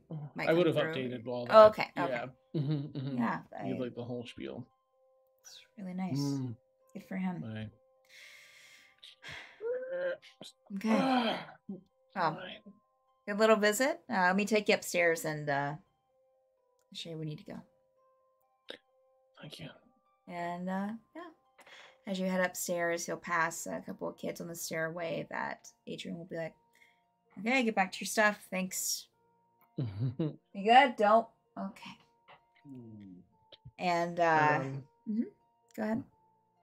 I'm just leaving 1,100 gold behind under my chair, tied up nice and tight, so she can untie it, but not the kids. Okay. Yeah. Again, so it looks a little bit more tidier than you remember it. I'm sure that Rhaenyra, Kazeel, and Tegan, you remember the last times that you were here with Pixarin and Jocelyn and the mages who were staying upstairs in that room after you came through the portal from Bairn. And it's a very familiar, kind of comforting place. Adrian will take you kind of into his office, which is kind of small, but I keep it in here so that way the kids won't get to it easily. And there'll be like an extra door that wasn't there before for those of you, which I think everyone was in his office at one time having a discussion. And just kind of like they just kind of took out like part of the bookshelf and just like there's a door there now. And you'll open it up and it just looks like a portal. And you can look through into kind of like another room on the other side. Right through there. We got one over there now, Ellie. So if you see a little blonde girl, say hi. Let her know to get back before supper. All right. You're a friend to the cause, Adrian. Thank you very much. Absolutely. I'll kind of, probably give you a handshake, Kazeel, because I think that you and him have bonded before. All right. Clasp the elbow. It was nice meeting the two of you, looking at Juniper and Zavar. And maybe next time you come through, we can have some dinner. Or some breakfast. We make some wonderful breakfast vegetables here. And I'll kind of give a little grin to the rest of you. So that sounds wonderful. All right. Be well with all of your children that you're working out for.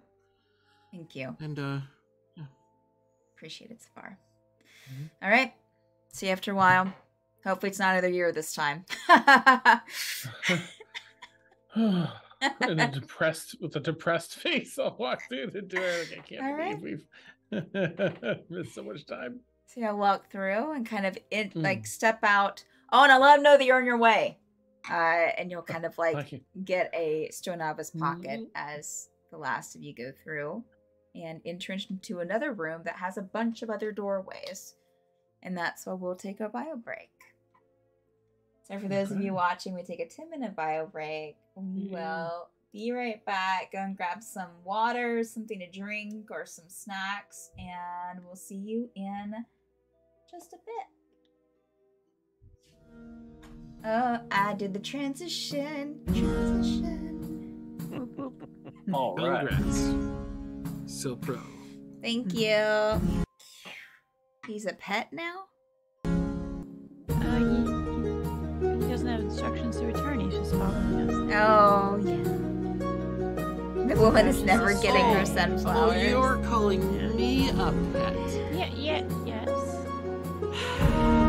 He's following us now. He's just like... I'm freelance. You're domesticated, buddy. I was thinking about that. Domestic shipping. I was thinking about that the other day when I was doing some notes, Joe. I was like, oh, that poor woman and her sunflower quest that never... When they were here last time, Jordan was here with them. And we went to the shop, and this old lady wanted some sunflowers. And so he was like, oh, well, we're finding a field of sunflowers. And so she gave him a bag of clothing to collect sunflowers. And she said that she'd give him, like, so many gold for sunflowers. Never came back. Hey, if that was my quest, I would have delivered. Yes. Wow. This guy makes it's okay. We do that during our bio break. We just don't bring the mics with us. Yeah. I can't see you though, Mason. Nice gesticulation you got going on. Well, just imagine that I had some really cool movements to go with, the explanation. And with that, I'm gonna go.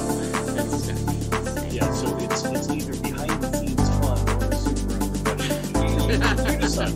Yeah. You decide. Yeah, we've had Well, it's different every time. Sometimes in-game discussions, sort of like thought exercises. Yeah.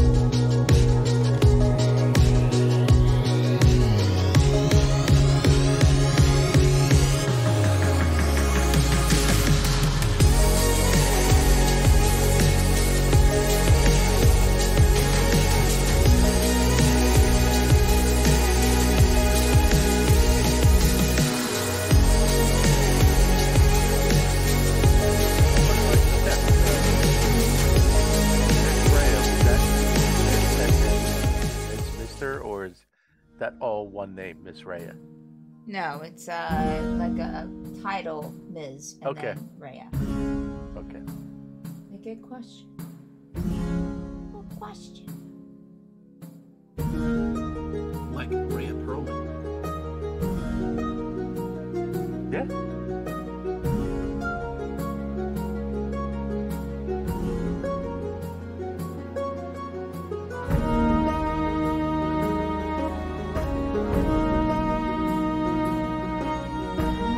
Tisk tisk.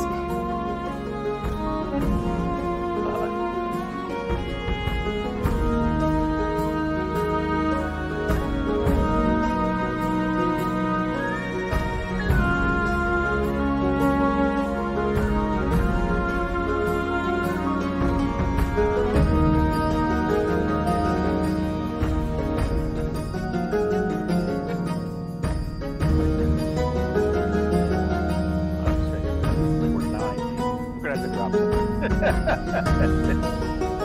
Everything's set up for 8 people. Someone's getting tired. Give Dan a couple more minutes.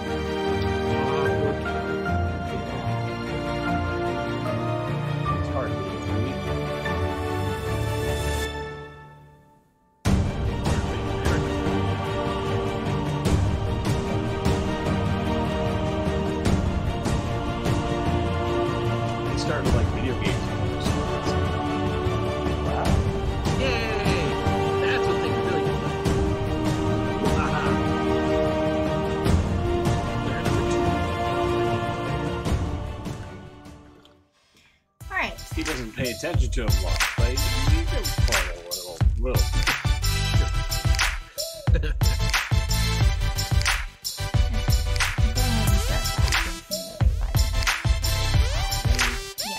Yeah. Give him a hard time. Give him a hard time.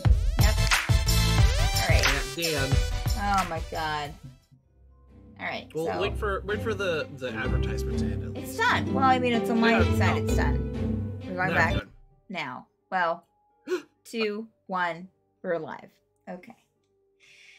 All right. Welcome back. Hello. All right. So, you all step out into a room filled with about 6 other doors. All closed. Well, we'll say the one's probably partially open. And the if anyone, I don't know if you can leave the door open. The portal is open still behind you in the doorway. I'll probably say that Adrian would probably close his side of the door into, the charity house. But you still have your door behind you. It's just kind of leading to another closed door. Anyways, you'll hear some heavy footsteps, kind of like running, jogging almost, on like wooden planks, like a staircase. And through the door, Rhaenyra and, because I don't think that Juniper or Zavar have met John. Have you? Okay.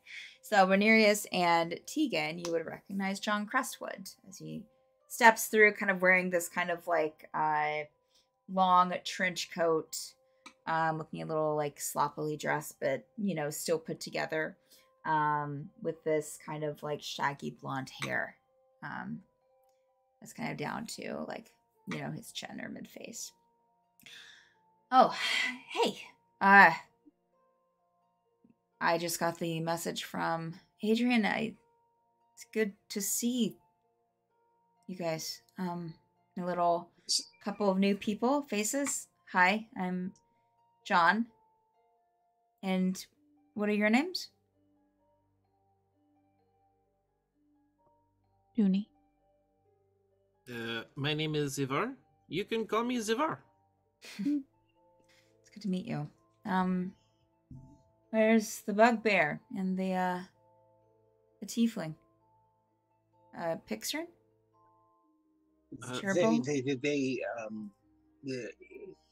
They are well, to our knowledge, but they seem to be acting as liaisons on our behalf to various places.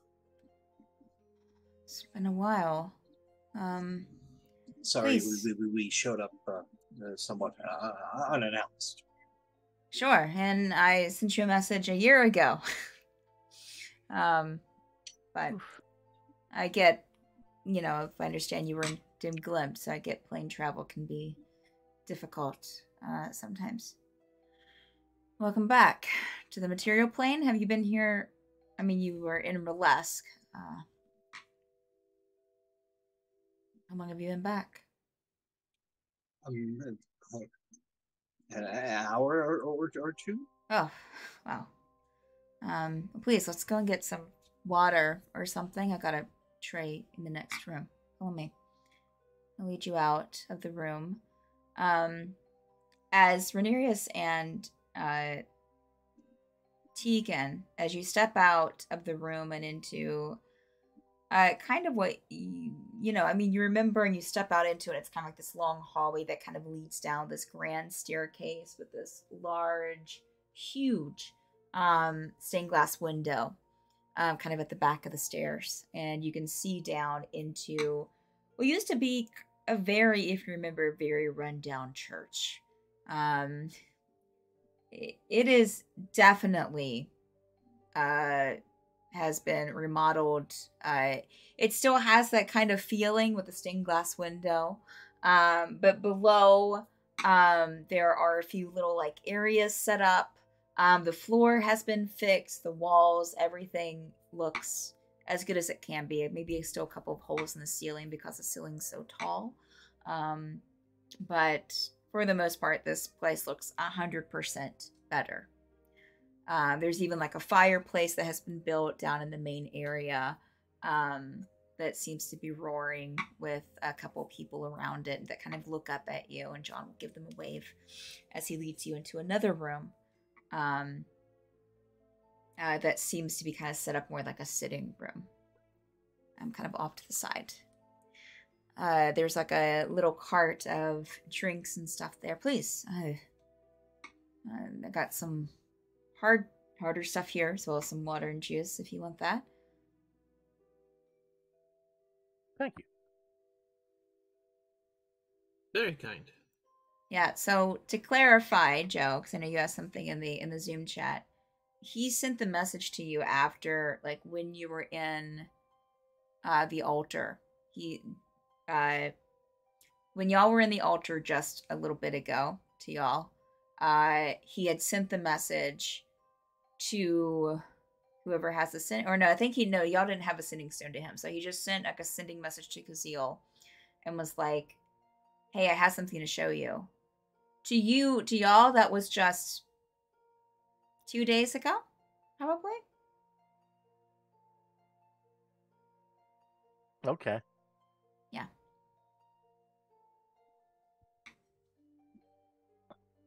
Is that Oof.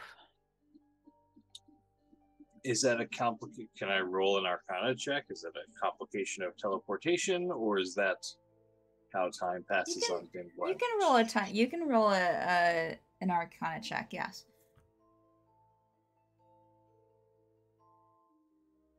15.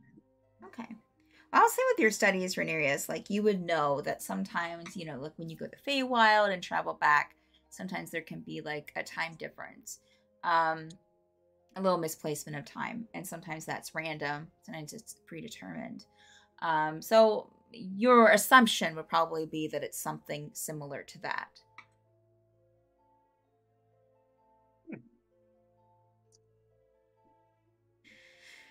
Yeah, well, I'm glad you're okay. I thought, of course, I thought the worst when I didn't hear from you for a while.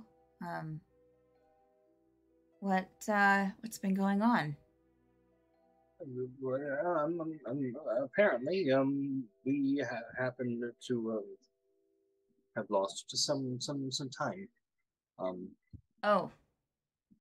So maybe you need to fill us in on what's happened in the past year. Have you? Is this your first time traveling back from Dim Glimp to the material plane? No. Oh yeah, you did once before, but right, yeah. Well, that was when you came to visit Aurelius, right? And then he sent you back, right? Oh, how long were you here the last time that you, like, you were in Dim Glimp for a while, but apparently you were in Dim Glimp before that. How long were you in Dim Glimp the first time you went from Dim Glimp to the material plane? It was possibly a day or two. Yeah. Okay. Yeah. So, not really talked about that much because a lot of people don't really travel. They travel back and forth. They don't spend that much time in Dim Glimp. But if you spend a certain amount of time there and you travel back to the material plane, that's when you start losing time. A couple of days, you're fine. Usually, maybe you might lose like an hour or two. But the longer you stay there, the more likely you'll lose more than a day. Sometimes, obviously, a bit more. Do you happen to know, or is it a matter of is there a direct correlation to how much time is passing at the same? Is time passing at the same rate on the two separate planes, but then we incur some sort of time penalty at the point of returning to the material plane? Does time move faster here or slower on Dim Glimp? How does time work? I don't think it's that the time moves differently. I think it's from what I've heard, it's the travel in itself.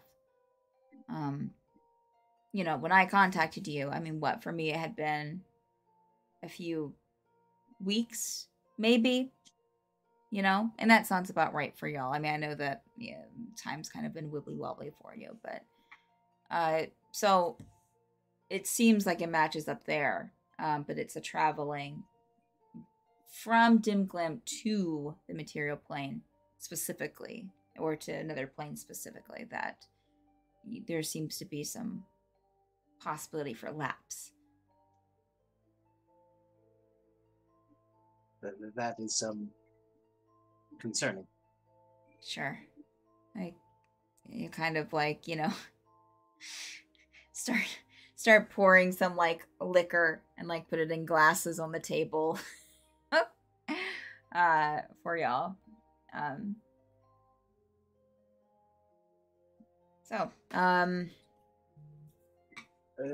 Don't mind me trying, Agatha, but could that be why?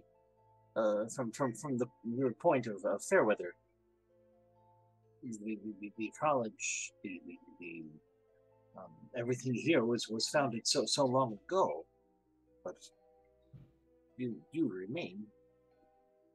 Has it something to do with your travels between Dimglemt and the material plane?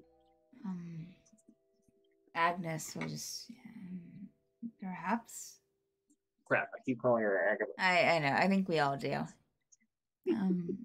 Perhaps that might be something to do with it. And John I keep forgetting about these NPCs. John would be like, would have introduced himself to and gotten their names as well for Inget, Zatara, and Agnes. Kazil's tribe.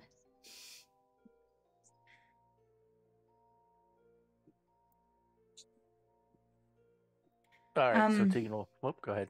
No, Tegan, please, go ahead. So here's what's going on. And we'll fast forward, I guess. Basically, the high notes. What the library's up to, they're branching out to here in that location in the northern area, not too far from Orlesk, because rifts are... the Dimglemt is slowly deteriorating because of the rifts. That that the library is seeking to revive the Great One. That the Great One is located in the Underdark, under that location. Underdark, is that the proper word? Yeah. Yeah, I think it's been referred to as the Underdark. That it's in that location, and they're looking to bring back the as a deity, I guess, the Great One, and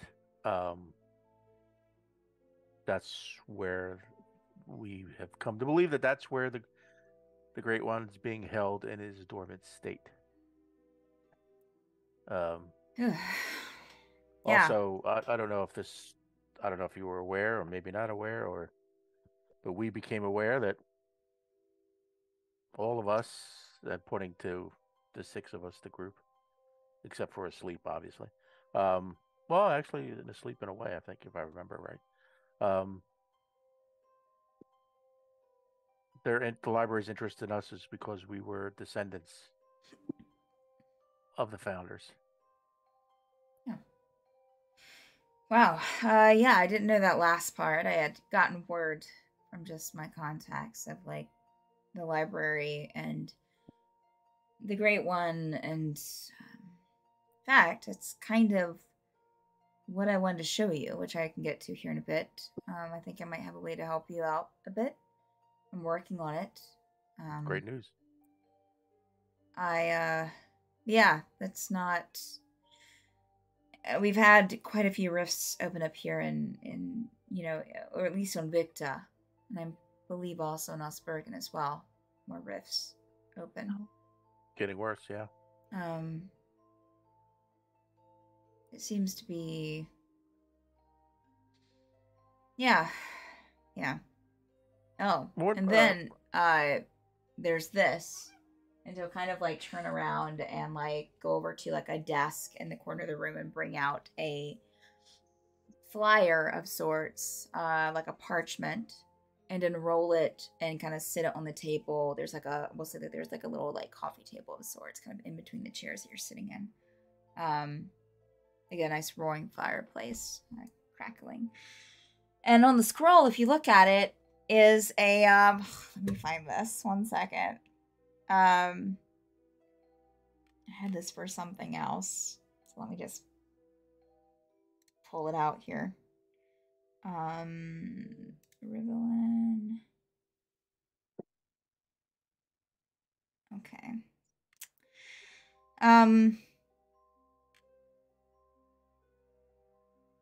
Yes. Where is this? Where is this note, Stephanie? Give me 1 sec. I'm sorry. I've lost a note. Okay. Yeah. So there is on the flyer. It says,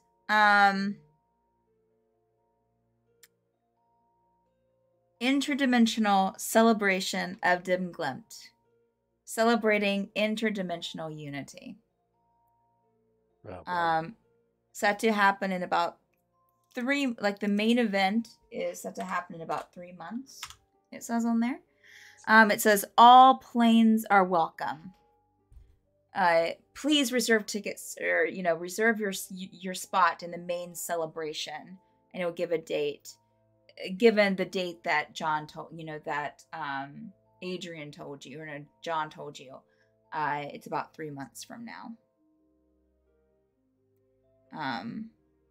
Yeah, this has been happening for the past few months. It's supposed to happen all year. Then they have this happening. Or we'll say, yeah, happening in 3 months, yeah. So, I can only speculate what that's for.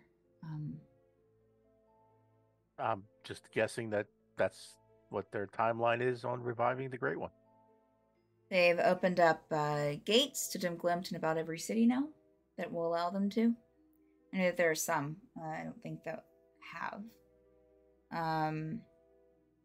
Or any larger city. Not the small ones, of course. They're not bothered with Trindalag or anything like that. Yeah, I believe I've seen these, or I've had scouts that have seen these pretty much everywhere.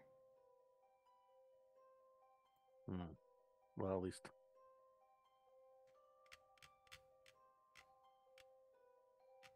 So, yeah. Well, and I'll explain to John the full extent of what they've been abusing the mages for, powering the Great One, and all that. And also that they, as a backup plan, they have an interest in the artifacts, the time artifacts. Oh, yes. Suppose, do you collecting those in some way? Yeah, we just keep mine here, or do you need that to be sent somewhere?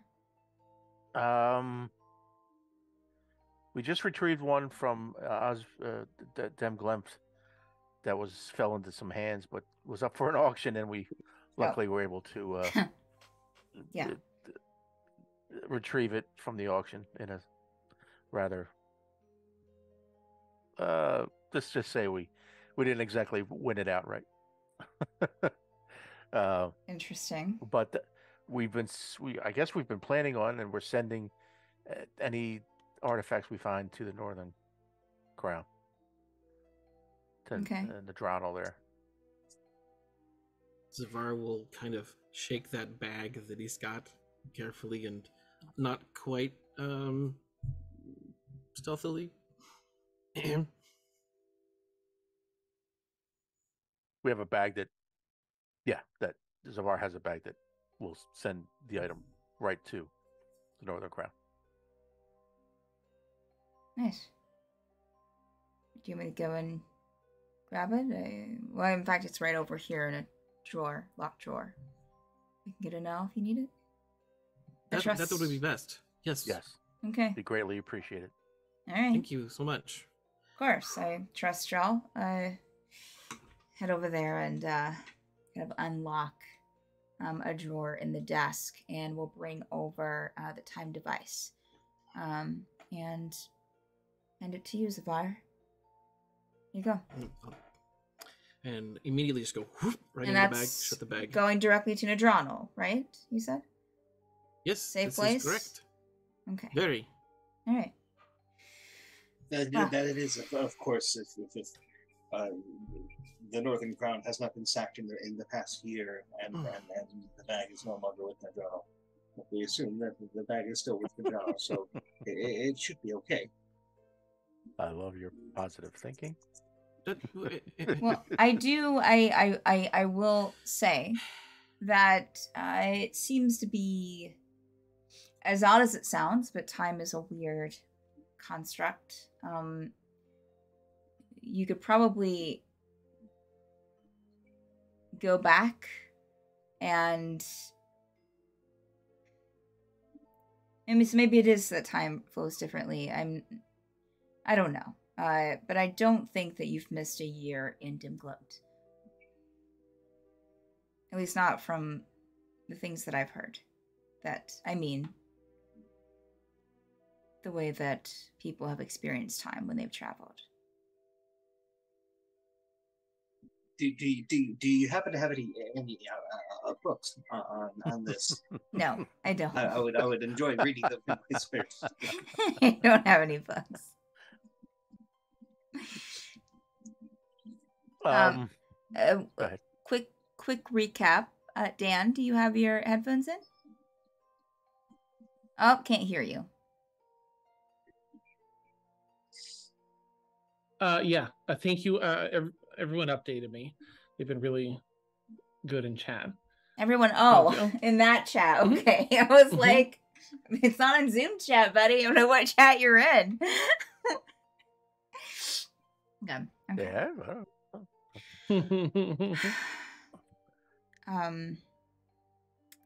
Wow. Yeah. Well, if you're looking to build power here in Osbergen, I mean, as much as I don't enjoy talking to them, I could always take you to talk to my parents if you ever wanted at Rivelin Empire. They have some forces, pretty big city. If you were needing manpower, that'd probably be, I mean, I have something for you, I'll show you here in a second, but that would probably be I wouldn't mind doing an introduction, I guess, is what I'm saying. I'll even go there with you, which I haven't been, well, I visit, but only for like 5 minutes at a time. That's all I can stand. That would be greatly appreciated. I do thank you for putting aside the differences you may have with your family. They just expect different things of me, so, and I don't want them. My father wants me to rule. I do not. So, plus they, want me to marry into money and power, and that is not Lyric. Bless his soul. Lyric has quite the library now, quite the little bookshop. There aren't even any books. I mean, it's not huge, but he bought out the building beside the other one that you had seen, and expanded. So, with the portals that we have upstairs, by the way, if you need to go anywhere, I can also send you wherever pretty much you want that I've been. I have standing portals upstairs, well, obviously to Relask, but also to, well, the Rivelin Empire, because my sister, blah, blah, blah. And, Relask, of course, and Lisa Deer. And also, to the one I wanted to show, will be a surprise. Okay, so did you have anything that you wanted to, I just didn't want to, like, overrun the conversation, if you had anything you wanted to say to, like, John. Any questions or anything? I did say Kazeel, didn't I? Okay. No, I think everything's covered. We were talking about introduction with this new ruler back in Relask. Is that who we were talking about? No. Someone asked about an introduction. No, we didn't. So I don't mind introducing you. No, his parents in the Rivelin Empire. Okay. Nice. Okay. And we got handed over sign device. No, nothing else for John. Thank you. Okay. Yes, Tegan. Tegan will just emphasize. Well, what we're planning on was yes, thank you for the forces that your parents could amass could be a big help. But I understand. So, but we're looking to prevent, obviously,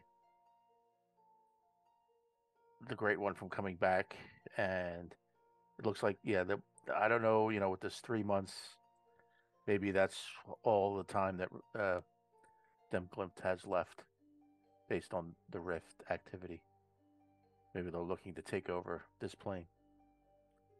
So we need to make sure we get to that area in the northern part of Osberg and prevent them. But we're also, yes, we're going around retrieving time artifacts as we can, as we find them, to basically just prevent them from being used by the library. Smart. So we're going around. What is happening in Baron? Baron. Oh, last thing I heard was there were just, it's kind of a mixed bag now. So for a while it was renegade rogues that run Baron. Those who were angry about the fall of Baron, and those responsible. And now it's gotten into more of a kind of a safe mage stronghold. Since you have the library mages, or whatever they call themselves, kind of going around, doing their thing, Baron has kind of become a place for mages who don't really jive with any of that, and want a place to be with other mages. And Zelfir is also a pretty, the mage college there.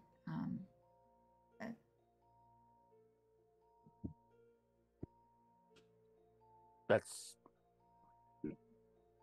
in a way heartening to hear. I mean, we're always worried about Baron, and we've been trying. Obviously, things happen, and we get waylaid and separated and delayed. Waylaid. But yes. Waylaid. Yep. And we want to get back there to see if we can marshal their forces. We seem to have a common cause with them against the library. Sure. Yeah. Me? And what's Fairweather? We've come to understand that that's been become a walled city. Fairweather, as far as I understand, has yeah.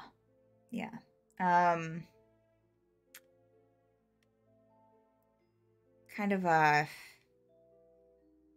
think they started worshipping the Great One there. Of course, the college is being used, mostly to propagate the library, the Great One. And yeah, not a great place. Anyone who lives there now has to at least worship the Great One. If not, study some kind of magic, unless you have an inside person. Yeah, it's not. If you're looking for mage college help, I would go to Zelfir. Definitely. Fairweather, I probably wouldn't step foot in if you paid me. We can share that experience and agree wholeheartedly. It's totally, I don't know what the best word is, lost to the cause. Yeah, it's a shame. But I guess it happens when people are so keen on picking sides. It seems nowadays. But I guess kind of have to. is the words? I mean, how aware are the, like in Baron and places like that, of the if we inform the mages that what the library's been doing to other mages, can we get that word out and maybe marshal some more support? Get the this is a Stephanie question. Get the word out about what did you say before What that? the library's doing with mages. Like they're seeking to power the Great One's comeback with arcane energy siphoned off of mages. Mhm. Who I guess my question, Tegan, would be who you want to get the word out to. Like who are you wanting to reveal them to? Because I'm going to be from what, again, I'm here in Trindalag, but from, oh, sorry, everyone listening, I just got a Facebook ting because I forgot to turn, oh, there's another one. Wait a minute. Wait, I just got one as well. Give me, And then it's me being silly. Sorry. Give me 2 seconds, just find this and shut it down. Okay, all right. Just making sure everyone has a map. Thank you, Michelle. Thank you. I just forgot I had it up on my zillion tabs. From what I've heard, as I said, the library has their mages, who I think have pretty much taken over as Osbergen Guard, or taken over in place of the Osbergen Guard on the continent. I mean, you possibly might have something here in Victa that you could. I'm kind of more unaware of the structure in Victa than I am of Osbergen, but I mean, I can try to feel around for you. It might take some time, but there's a lot of rifts in Victa that have kind of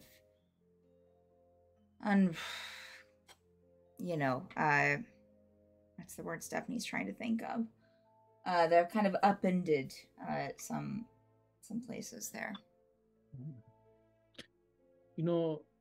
Taken to that point, of course, Fairweather, they were straight up controlling mages, I think, with the crystals, but do you think that connecting with different thieves guilds around in the different cities could get that word out to mages that have yet to devote themselves to the library? Maybe just subtly making posters, setting them up, getting that word out, colleges and whatever else, to get some, at least lessen their number of recruits, save some people.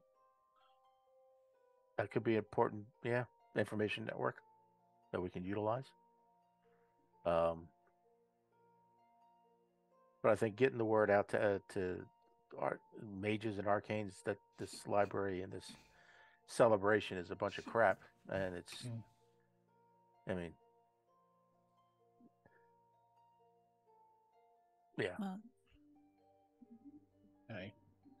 I mean, there's power in truth too, right? We could let people know the Great One isn't some deity or a grand thing. It's a bloody person that was power hungry, and they've made it themselves. Sims there.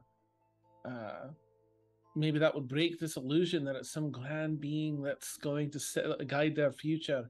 Like, no, it's a bloody mage that was angry and a bit mad. Just some thoughts. Sure. I guess my only thought is, unless that you probably have to convince people of power to get that word out for you. As much as I know that y'all are capable, and persuasive sometimes, I don't think that that's something that y'all could do just by yourselves. Oh, no, I was sorry. You might have not heard. I was talking to Tegan about his connections with different thieves guilds. Every city has, the underground connections with thieves guilds, and they're stealthy. they can get the word out when they need to, and maybe applying that to save some mages and lessen their recruiting power, perhaps. Sure. I don't know much about thieves' skills, Deacon. I can't really help you there. No, I mean it's something that can be done. Sorry, I was just talking to Tegan. Yeah, pursue every angle. And John, I appreciate what you're saying there. I mean, whatever influence. I mean,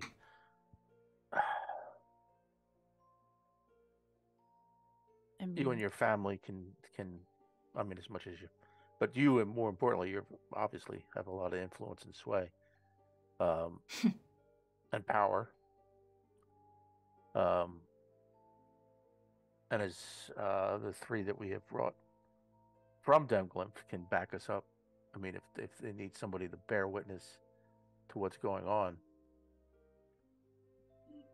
we have, Agnes and Zatora. I forget the third one. They were at the library. They know what's going on.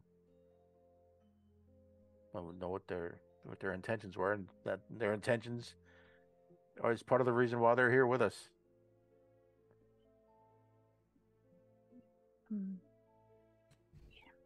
Am I understanding that we think this could all happen in 3 months? This festival of end times, interdimensional. What the flyer said. I like the idea of a thieves guild, but maybe we need to go louder, and less sneaky. They already. I don't think we can afford to go slow. I mean, we might as well ask John. John in the room with us. Hi. I don't have much experience with nobles and royalty, but they're usually awfully loud when they're taken prisoner. I'm not saying prisoner. I'm just saying they're gonna gossip and be loud and be leader-like. It seems like it'd be more effective than underground, but I don't know either. We should do both. Tell as many people, and then hope the library doesn't kill us before our time's up. We shouldn't limit ourselves. We need to send every ship we've got. So absolutely. And John, they trust you. I mean, we just got here, and if they trust you and you have family and an army, or at least more than us, seems helpful. Speaking of which, agree. Unless something to show you, follow me. He'll kind of get up with like a swish of his coat, and you can bring drinks if you wish. I just don't think that they'll go through the portal. Cool. Finishing drink. Okay. And he'll put his and okay. He'll march you back into the room of the doors, and we'll open one door that leads to a portal. If you trust me, then after you. Or you can follow. You can follow me, and he'll go through the portal first. Right. So you will take a keen note of which door you walk through, and also try to remember which door we came out of. Okay. Oh no. So no. So I know which one goes to Burlesque, which one goes to where we're going now. Yeah, I'm sure with your perception and your skills, you're able to easily note that. Yeah. You go through the portal, and as you step through, it's this huge space where you see all of these different things kind of floating. You'll see different colors in the air, in the sky. Kind of like a blue sky, but no sun. Maybe like a moon in the distance, even though it looks like daytime. In the distance, far, far distance, you'll see kind of an upside down floating castle. And also like pieces of buildings floating all around.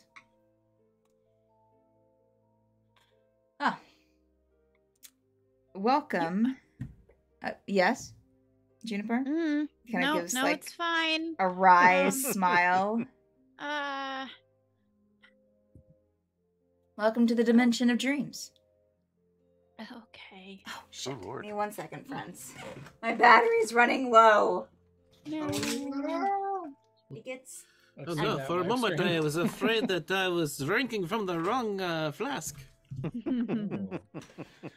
Yes. Have any of you been to the dimension of dreams before? You want to sleep? On purpose? Yes. Not as such, I don't think. Are any of you Kalashtar? Point of order, there are bathrooms here, correct? Oh no.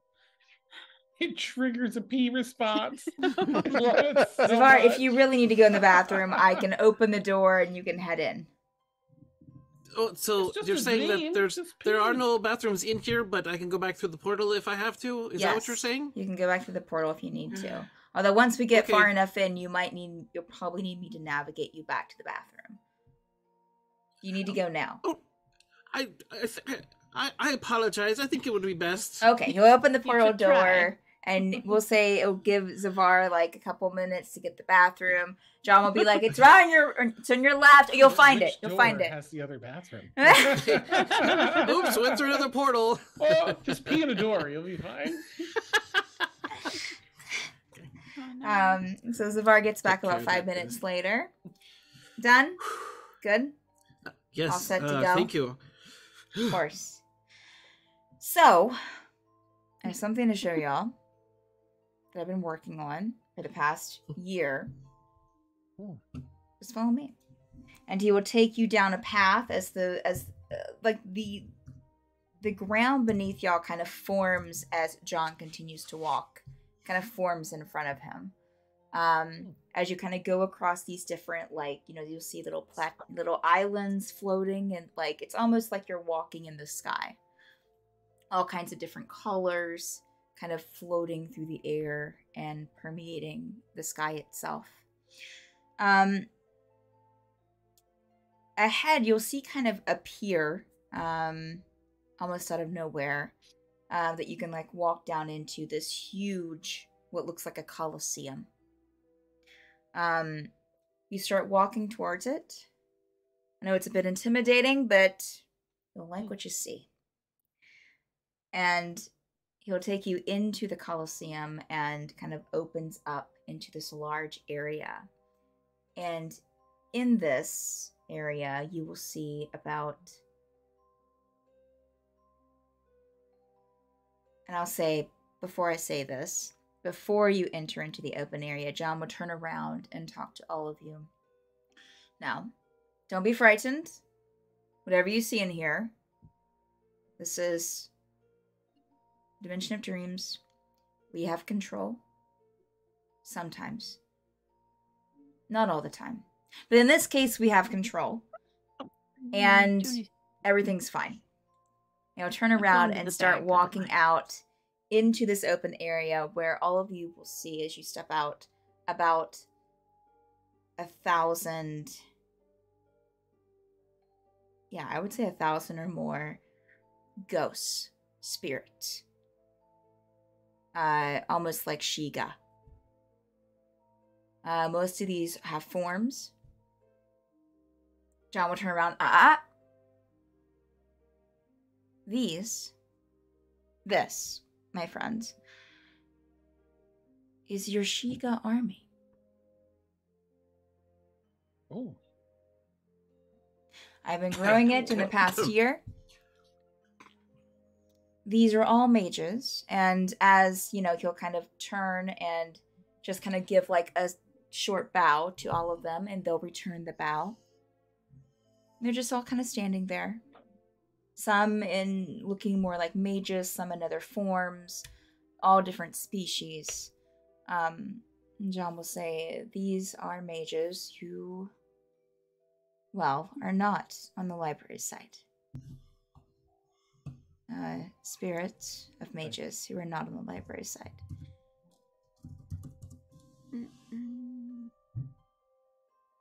Hello, everyone. Pleasure to meet you all. They'll give Glad their you're with short us. bow. I'm Kazeel. And they don't stand like this all the time, but whenever I'm in their presence, they know to stand at attention. But be assured that when I'm not around, they live on however they want to live on. This is kind of their summoning ground, I guess. I see. Well, that'll be handy. Thank you, John. Of course. Of course. I'm glad you spared them being consumed by the library. Oh, I also had something to give you that, I found these amongst my father's collectibles and kind of hinted a bit of magic off of them, and they might come in handy for you. And this is kind of partly how I caught these, along with some other methods. And he'll present this wooden box to you.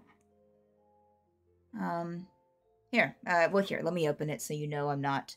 Open it, and inside is a bunch of metal cards, which, like a stack of them, which I think all of you saw, or not all of you, but Renarius, Kazeel, and Tegan would have seen before. I think was Zephyr. Those were at the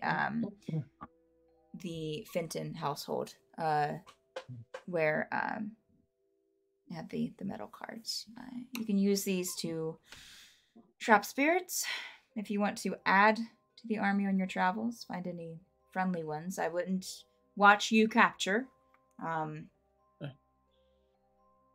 Sean, just for clarification, sure. I honestly, I thought initially that you had convinced these, you'd found these spirits that were against the library, but this sounds sort of like they're captured. Is it like you captured them and then helped them see the false ways of the library? Or is it like you captured them and they're under your control now, but might have different ideologies? No. They don't have different, no. Most of these, some of them were captured with the cards, but I did talk to them beforehand, so... Understood. You don't have to. I mean, it's whatever. I'm not going to be there policing you. But I do like to make sure that they are willing to help before I forcefully bring them here to collect them.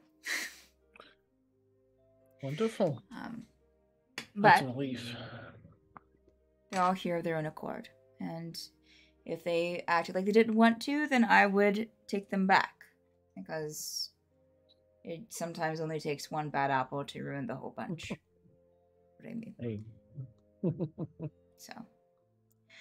All right. Yes, so please, here, you can use these cards if you want. I have others. My father had like 3 boxes of them. I don't know from where. All right. Thank you, John. That's... Of course. I think that will be helpful.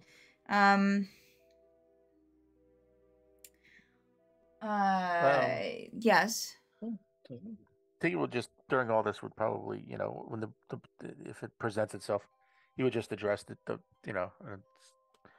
souls of, and say thank you for working with us.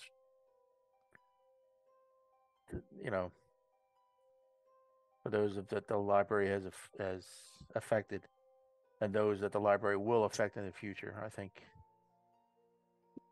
this is very, incredibly important, as you all know, and I thank you for volunteering your service to help us eradicate this.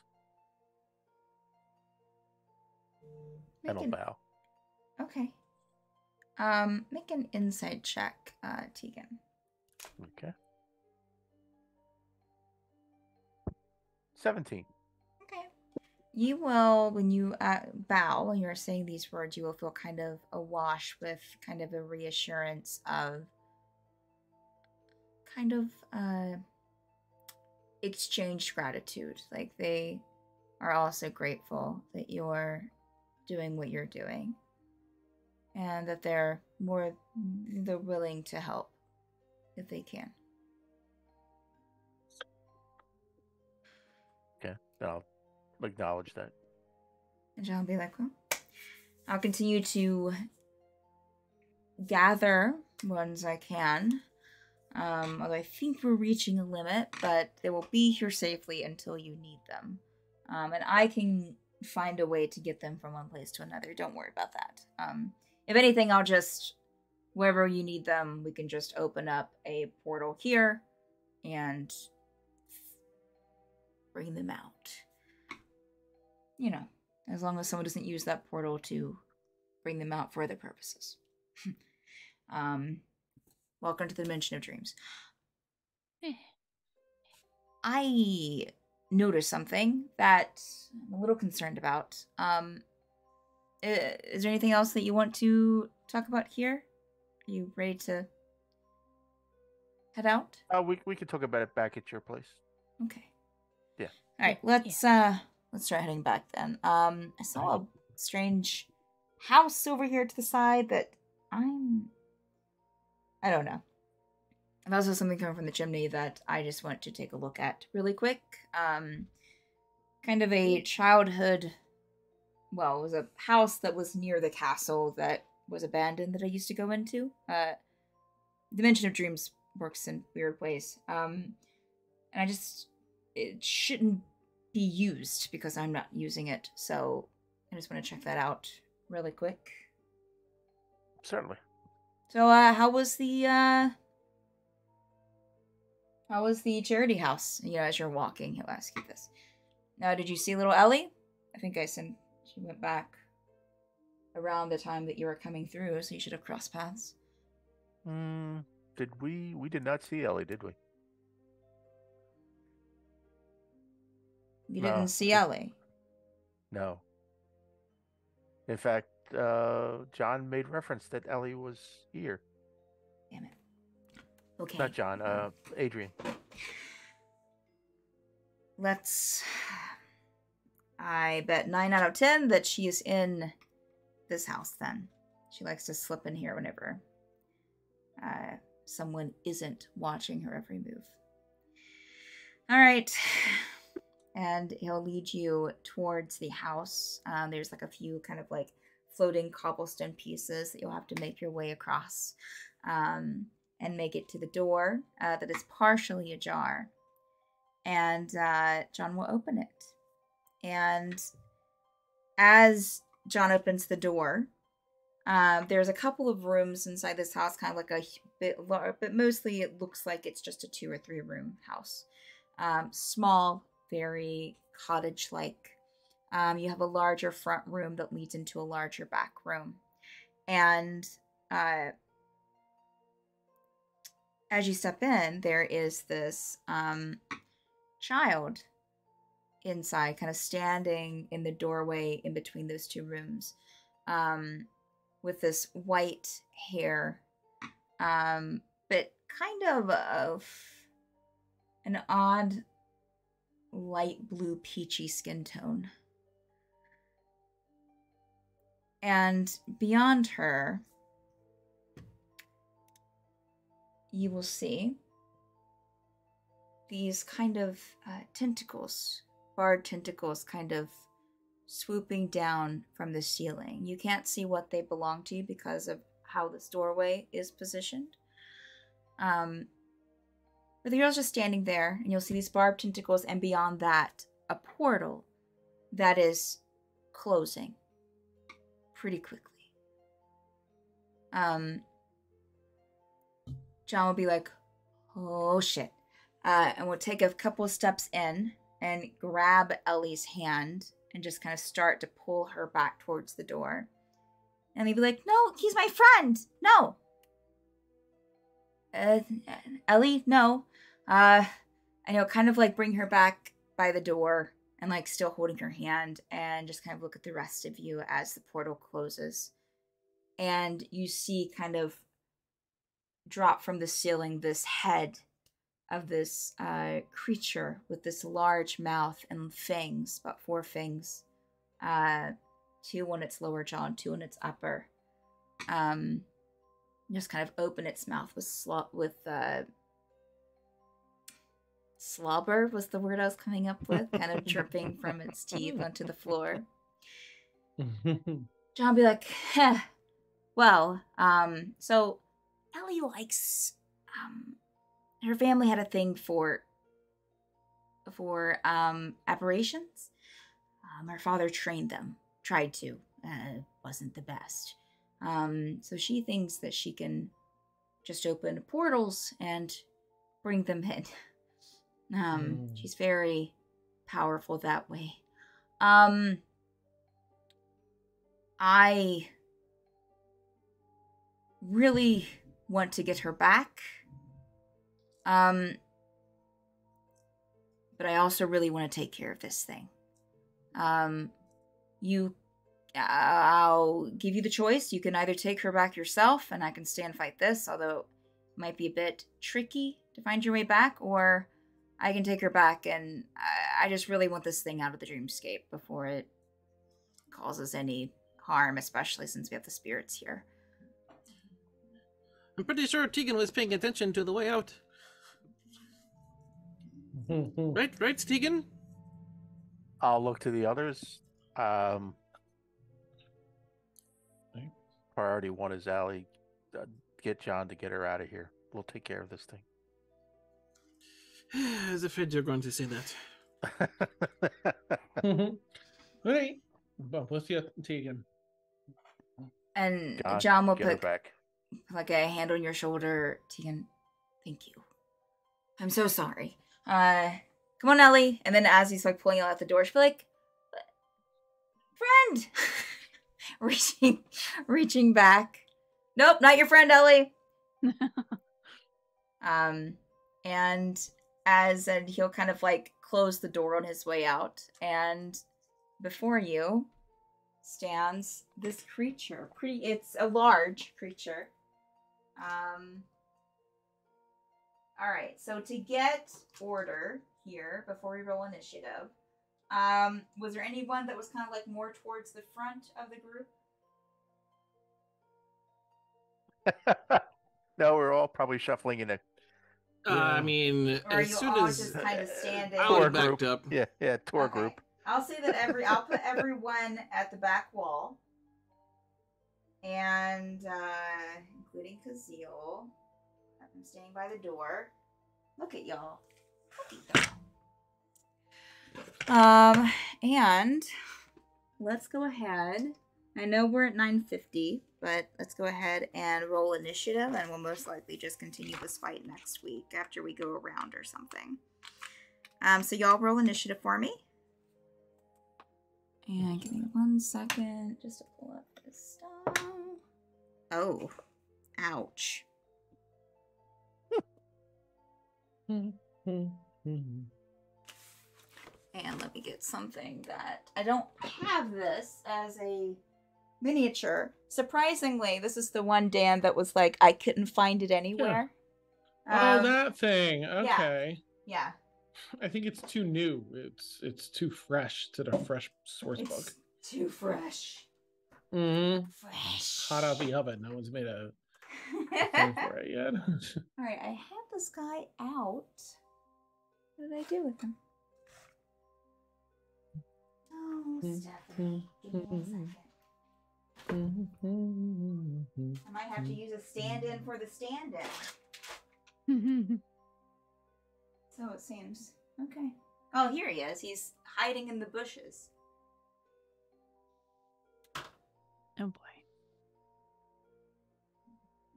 All right, and friends watching, I'm going to keep it on the RP screen because I'm not going to try and get that camera set up the last 10 minutes of the stream. And I had some camera issues, so I'm going to keep it on here. And actually, oh, wait a minute. Actually, I can put the way that I have this set up, I can put the other camera on here, the one that the players see.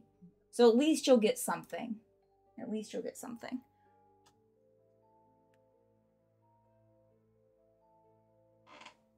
Okay. Let me just fix this really quick.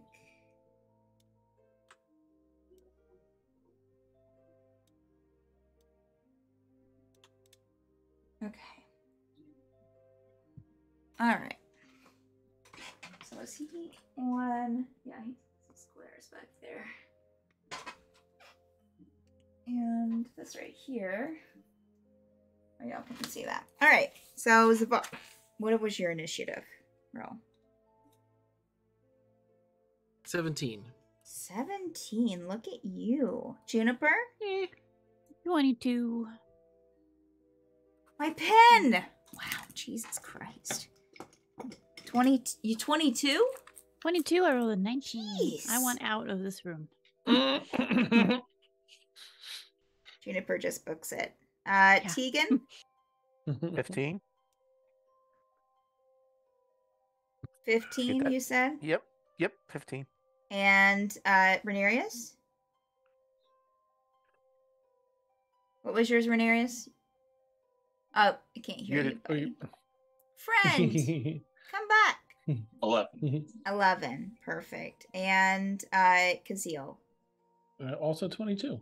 Wow. What's your dexterity, Juniper? You can go first. It's 14. That's fine. You're probably more dexterous than I am. Yeah. What's your dexterity? What that? Why can't I see that? 16. Oh, 16. So you actually do go before Kazeel. Yeah, you know. Yeah, you know. Right, what does this guy have? All right. You'll see some kind of slapping its tentacles around. Does not want. It has these kind of barbed edges at the end and these kind of tentacles coming off of its head as well. Or more like, not really tentacles, but like just little tiny tentacles. I don't know. Okay. Maybe wants a little. Yeah. All right. So Juniper's first and then Kazeel. And we'll do a round and then a round will probably be it. Probably. But Juniper and then Kazeel. Make it simple and Eldritch blasts it in its nasty tentacles. Ooh. Because I haven't slept. Let's see. Okay. First one is does a 13 hit? 13 does not hit. No. Cough. Does a how about a 15? No. Okay. 16? No. Listen, she is peeing herself over here, and I blame Zavar for this. I'm hit. I can't. I just fizzled out. It's too much pressure. You'll see some like whizzes, some like misses from Juniper as she like cowers up against, like not cowers, but just kind of backs up against the wall and is like, looking a little bit frustrated. I don't know how to feel about this. I can't tell if I like it or not. So, Kazeel, it's your turn. Oh, here it go. No. Nice. After Kazeel is Zavar. Okay. I'm going to instead of hands on swords, I'm going to begin casting a spell. Sort of levitate book off my hip and make the pages flip, and cast a spell that sends forth as I hold my hand out. A spectral form of my hand comes out and turns into a giant arcane hand. And it has a bunch of stats and stuff like that, and it's basically Bigby's hand. And I'm going to use the clenched fist. I'm going to make a fist with mine and go to drive a fist in. 70 visuals. All right. Well, it's a natural 20, but it's 31 to hit. Okay, that definitely hits. 8. That's this. I really should have got more dice out. So that'll be 8. All right. Ooh, shit! Don't drop it, Dan. I mean, 4, 7, 10, 16, 17, 21, 28, 6, 32, and then the 8th would be 34 points of force damage. of 40 points of force damage? No, it's 34 points of 34. force damage. Okay. Mm-hmm. All right. So I sort of like shift my, like pivot my hip and like sort of get my body weight behind it and thrust my fist out. So goes this giant fist, like square in its maw, whatever gross the slobbering portion. Oh yeah, yeah. that's This what I'm large going mouth. for. You don't see any eyes, by the way. But Mhm. yeah, this large mouth that's open. Mhm. And then that is all I can do in this turn. That's it for Kazeel. Wow, well, that's pretty powerful. You get him. Just think of... Call it, Junie. We've got it. Give a few tentacles, like. Just. Let's see. It's just too small of a space for that. All right, so that brings us to Zavar and then Tegan. So, contrary to Zavar's standard, he does not strike in attack pose, but instead holds out his hand, and I cast Firebolt. Okay. You see this magic come from Zavar's hand. And that attack roll is a 9. Yay! No, a 9. So I, misses. yeah. Whiffs right past. I'm like, look what I can do! And did anybody need to light a torch? Because that's all I got. Everyone misfires sometimes. Oh. Sometimes 3 times in a row. Okay. All right. Yeah. In a little bit of shame, I back up. Okay. Oh no. All right, so that brings us to Tegan and then Rhaenyra. All right. Tegan's gonna take a good look at this piece of crap, and at 4th level, use Moonbeam, Okay. which is a I'll just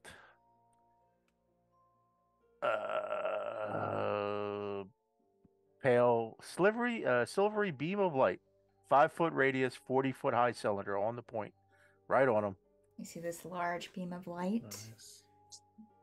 Come down and strike it for Mhm. 4d10 radiant damage. Has to make what is the save? Con save. Has to beat Okay. a 17. It fails. 15. All right, so it takes the full damage. Okay. We roll the damage, 4d10. 14 radiant damage. 14 radiant damage. Let me see if it has any.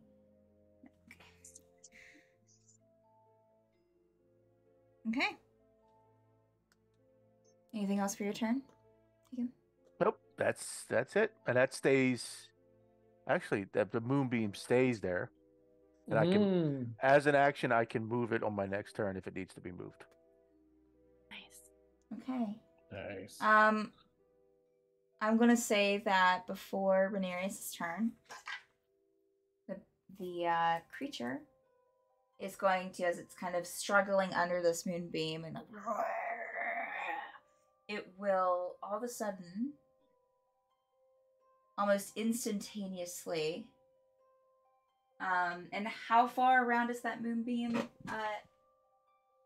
It's a 5-foot Tegan? cylinder, so Okay. it's only one square. Okay. So it's going to almost instantaneously just, even like just a blink and miss it, disappear and reappear. Probably about right here. Just enough to get out of that for right now. Okay. So it's even closer. So Juniper and Zafar, Ah. you literally blink and all of a sudden it's like 10 feet away from you. You can almost feel spittle hitting you coming from its mouth. It's that automatic reflex of Ew. putting your arm over someone in the car. It's Zavar. Thanks. Or sleep, which I guess is like Mm-hmm. Yeah. his face. I don't know. Rhaenyra, it is your turn. And then the creatures, And then we'll probably stop for the night. I'm gonna cast Disintegrate.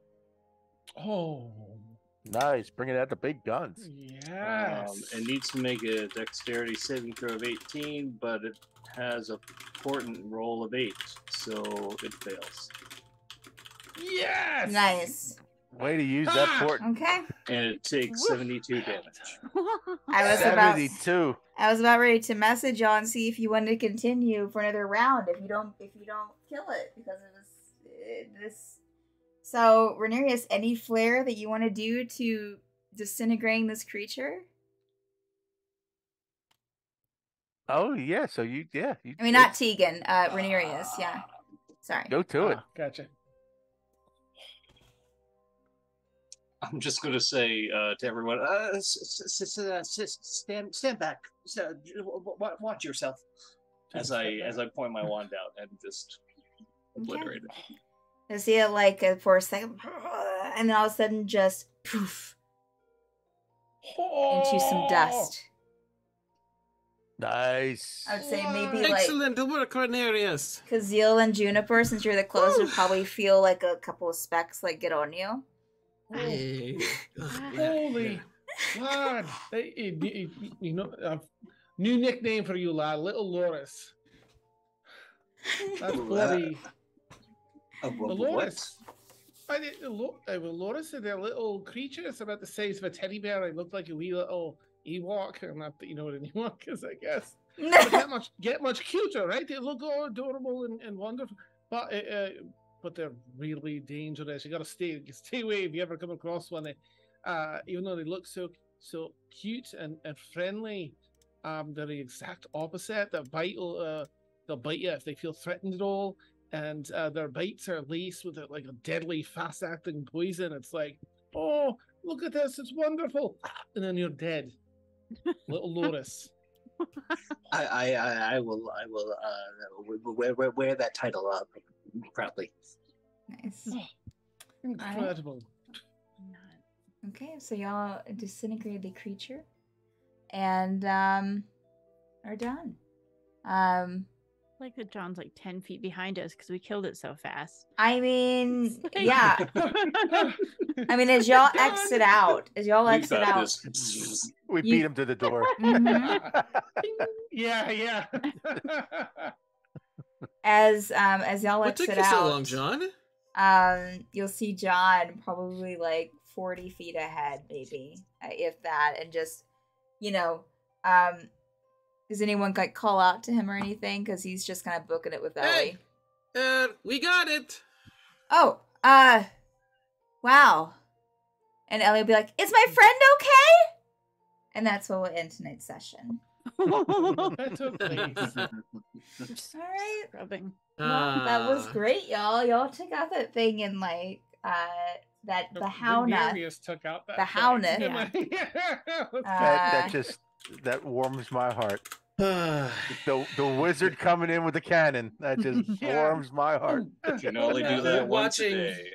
Yep. Yeah, as you watch me and Junie like Yeah. really? Yeah. Like, amazing. I mean, it had like legendary actions, but like they either like it consisted on it grappling them. Right. Well, I mean, it could have, but like, yeah, it consisted on them grappling you, which it hadn't had a turn yet to grapple you. Mm-hmm. And then the other one was like vanished for 10 minutes. And I'm like, that's horrible. Like, wow. Yeah. I mean, might as well, send that person to next week. Yeah. Jeez. Yeah. So, all right. Well, good job, y'all. That was a challenge Huzzah. loving creature. Renarius, Joe, well played. That was beautiful. Nice. Yes. I didn't think about that. Anyways, it's fine. All right. So for y'all watching, thank you so much for watching. We appreciate y'all so much. And we have a lot of content here on the channel. Let me bring up our hopefully the right schedule. Nope, not the right schedule. So much. This is great. Anyway, so you've been watching The Forsaken, which is every Monday night at 10 p.m. Eastern Time. We have the Penumbra Assembly this Wednesday at 10 p.m. Eastern Time, which is another D&D 5e campaign that we have. We have one starting on Tuesday here in just about 3 or 4 weeks. 4 weeks, I think, Dan, right? Yeah, about 4 weeks. Yep. Yeah. Or a little and less, yeah. Wednesday, the Penumbra Assembly. We're actually nearing the end of the Penumbra Assembly, the first season. And then we'll take like a 3-month break so I can write a new adventure, and then we'll be back with season 2 early next year. But so yeah, if you're going to see the end of that, probably only like a couple of 2 or 3 episodes left. Thursdays we have Paint by Minnie, usually at 4, but not this week because I will be doing something else. Saturday we have In Extremis at 10 p.m. Eastern time, and Sunday usually we have Obsidian Scar, which I think that's also off this week. But yeah, we have a lot of D&D. We have more on the way, as I said, on Tuesday, and then another Friday campaign starting at the beginning of the year. So that's super exciting. Dan, do you have anyone to read over to, or do I need to find that? Yep, ready to go. Woo! Look at you. Thank you so much. Who are we rating to, Dan? Blackwater D&D, but we have maybe 12 seconds left. Okay, well, thank y'all again. Hopefully we'll see you on our other D&D shows, hopefully on Wednesday. But have a good rest for your evening. Give a caw in the chat when you get over there. All right. Bye.